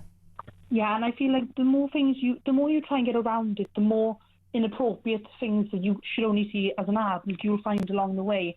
And a way I expressed it is by saying, by getting on a VPN, you completely get rid of, you know, any safety restriction your country has. Yeah. And we know, like, not too long ago, the UK made it so any adult websites, you had to use face recognition and you had to put your ID in to be able to access those things. Yes. But if you turn a VPN on, it goes through all that, meaning any child can access them without even needing to do any verification, which essentially makes social media more dangerous than it already is. That's a very, very good point. Isaac, you're 14. What do you want to do at university? What do you want to do with your life? You sound like a young man with your head screwed on. Yeah, I do want to go into uni and I want to study law and politics. And my dream is to either be a politician or run my own family, and, you know, run my own family who are also educated on politics and have my own, you know, party, or become some sort of, you know, government lawyer and help, you know, stand up for things that are wrong. Like, well, I think you have a very bright future ahead, Isaac. I really appreciate you speaking to us, and I've said to the producer already, we're going to take your details, and no doubt from time to time there are things that, you know, we maybe return to the debate on social media, and we'll maybe get you on again if your parents agree. Listen, thank you, and all I would say is it's 20 to 10, so maybe time to think about bed as well, but I hope he stays with me for the next 20 minutes, and I hope you do too. I want to return a little bit to Golders Green now, because there has been a walk a women's walk of solidarity. There's also in Whitehall this evening the Campaign Against Anti-Semitism put on a big event as well. I was asked very kindly to speak there. I couldn't because I was doing this programme this evening, but I hope to speak to them in future. And I know that of the Women's Walk of Solidarity in Golders Green, interfaith activists of all faiths of none, they were walking from Golders Green Station at 6 o'clock today in an act of solidarity and friendship. One of the organisers is Julie Siddiqui, MBE, and she joins me now. Julie, thank you so much for joining me. Tell me what happened earlier.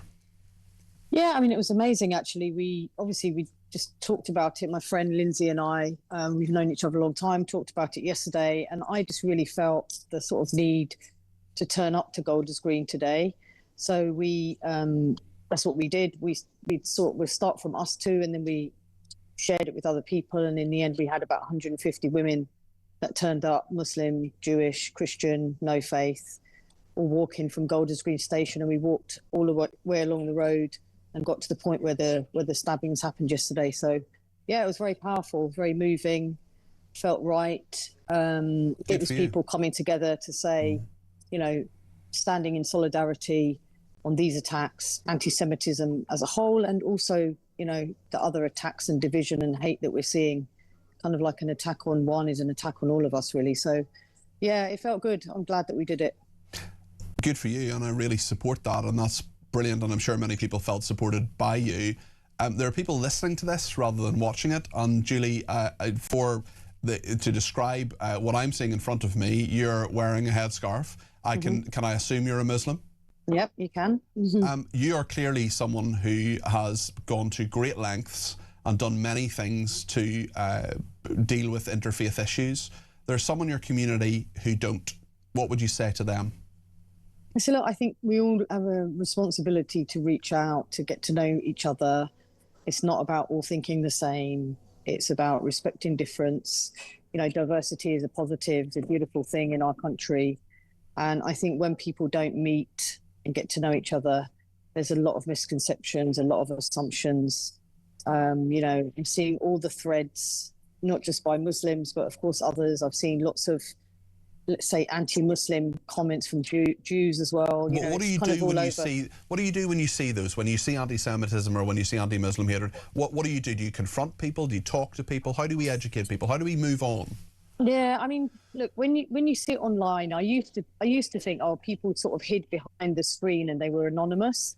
But it seems to me in the last, year or so, it's got worse and worse to the point where now people just think it's okay to say all sorts of things online after an article or whatever. And it's very difficult to approach it online because you just get more and more hate and it just doesn't work. People need to meet each other in person. They need to get to know each other, have something to eat. I always say, look, if you've got a problem with Muslims or Islam, come and speak to me. Let's have a cup of tea. Don't hide behind a screen or say terrible things, spread misconception and frankly lies a lot of the time. But look, the fact is that Jews, where we were today in Golders Green, every Jewish person in the UK has a connection to that place. It's as simple as that. Whether they live there or not, they still have, they all go to Kosher Kingdom, the shop there. They all. I was speaking to someone earlier today who was there. It's a real hub, isn't it? Lindsay Simmons helped organise the march. She is a lecturer and a friend of Julie's, and Lindsay can join us too. Lindsay, how did it feel for you? How important was it for you to go on that march, especially given the horrendous events of the last 48 hours and beyond, of course?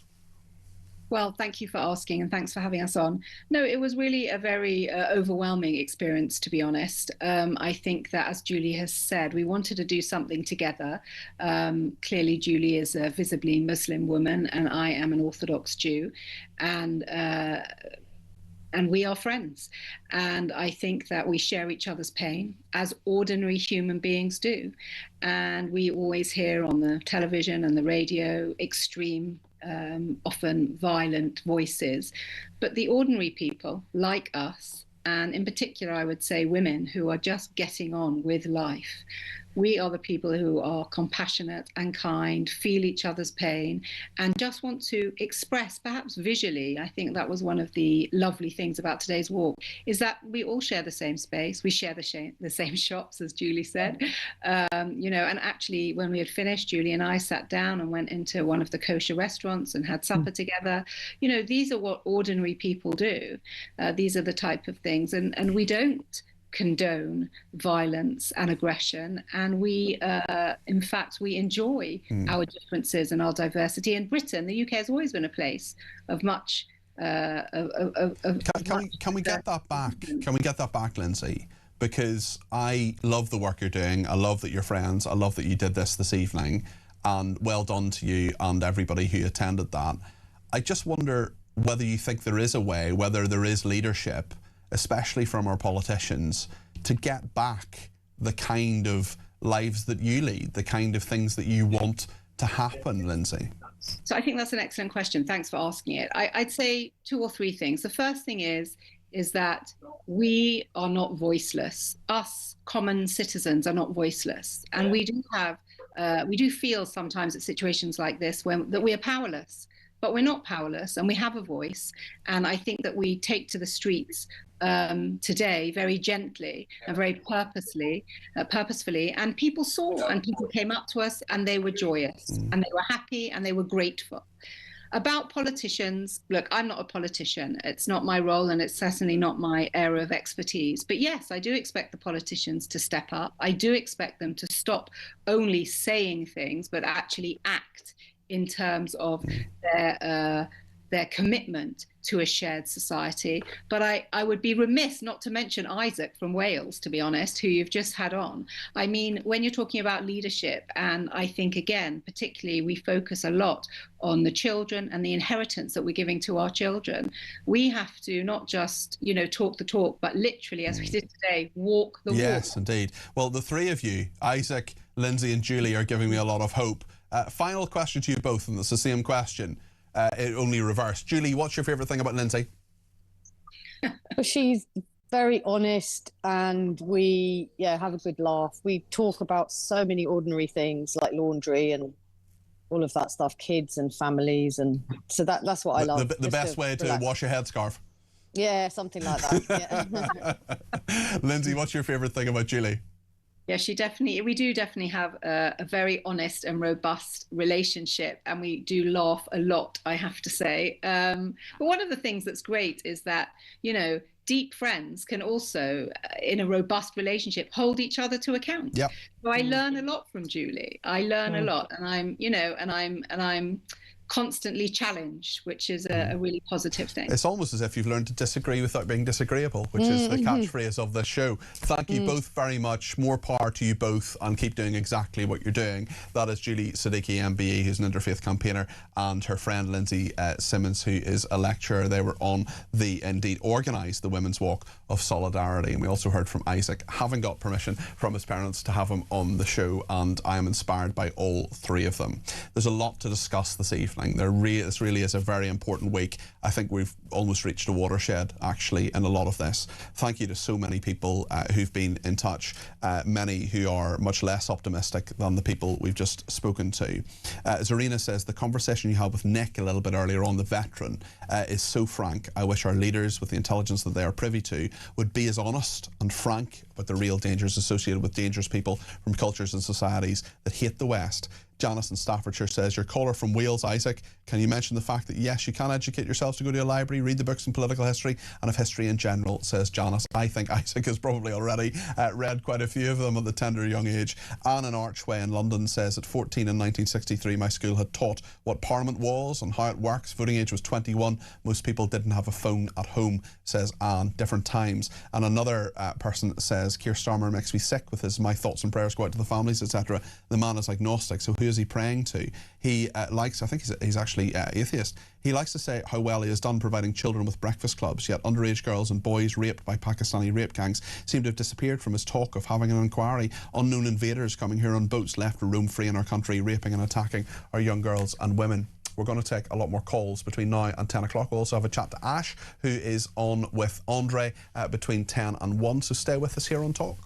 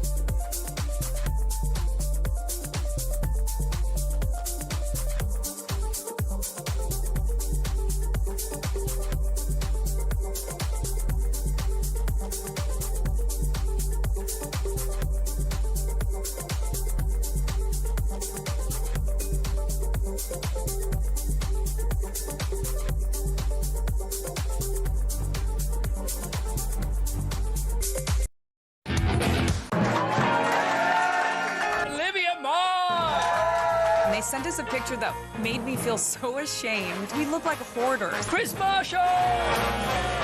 Yeah, I'm actually recovering from an accident right now. You've landed loose today, haven't you? Yeah, don't shake the arm, Chris, too much. You're with Danny Boyle, who's like the maddest director ever. He's got so much energy. He's like you.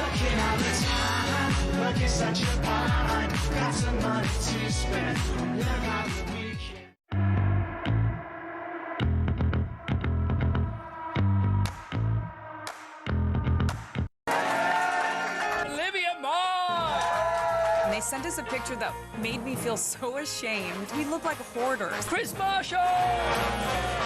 Yeah, I'm actually recovering from an accident right now. You've landed loose today, haven't you? Yeah, don't shake the arm, Chris, too much.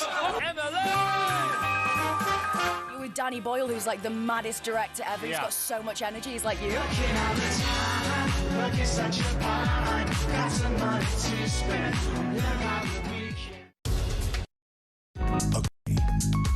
On DAB+, on your smart speaker, on your smart TV, and on your side. This is Talk. Well, Donald Trump has been talking about Iran. We've just received this clip. He's been speaking, we think, in the White House. Let's see what the President of the United States has been saying. I mean, Iran is dying to make a deal. I can only tell you that. I don't want to get into but they cannot be nuclear other than that, but their Navy's gone, their Air Force is gone. Every ounce of any form of equipment practically is gone. You know, their drone factories are about 82% down, and their missile factories are almost 90% down.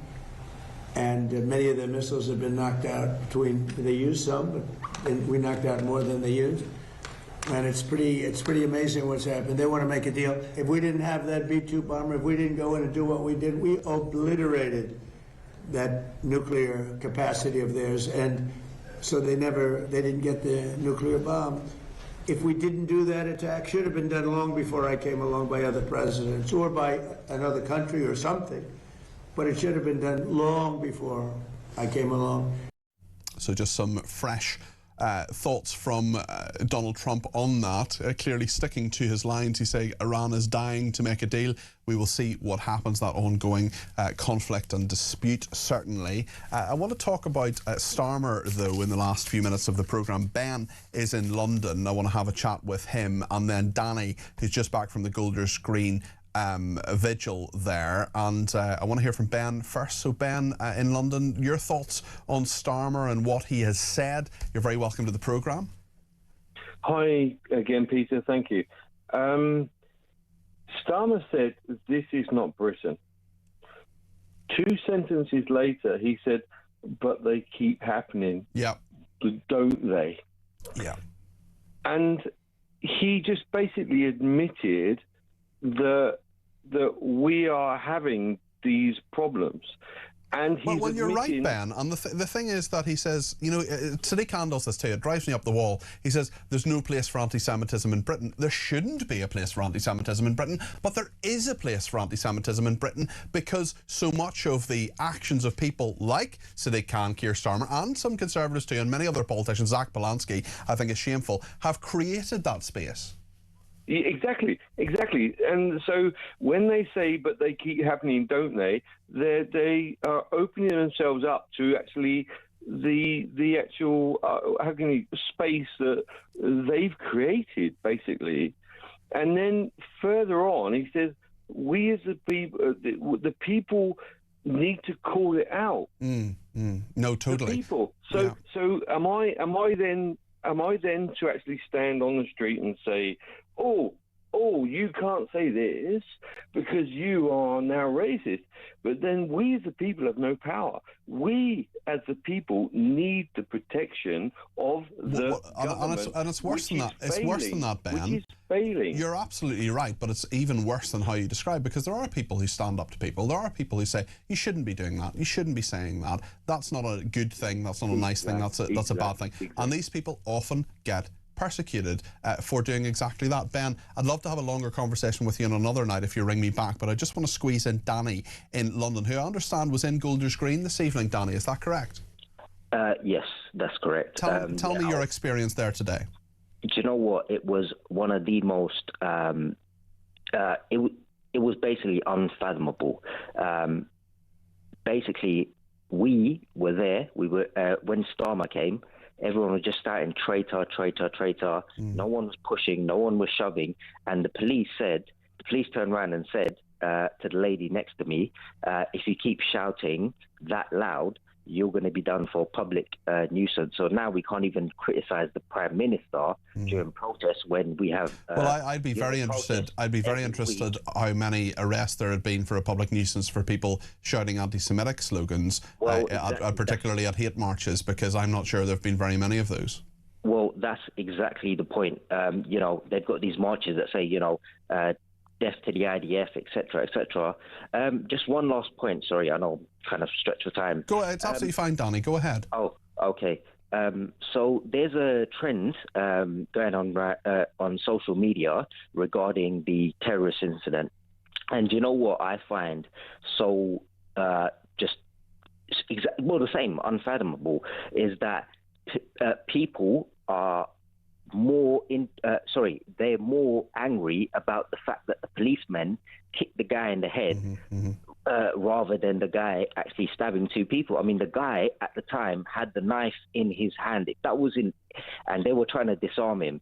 And at the end of the day, if you've got to knock him out to disarm him, that's totally The police did their job. The police did their job, Danny. Exactly. And interestingly, Sir Mark Rowley has actually written to Zach Polanski, the Green Party leader, saying that he is inflaming some of this.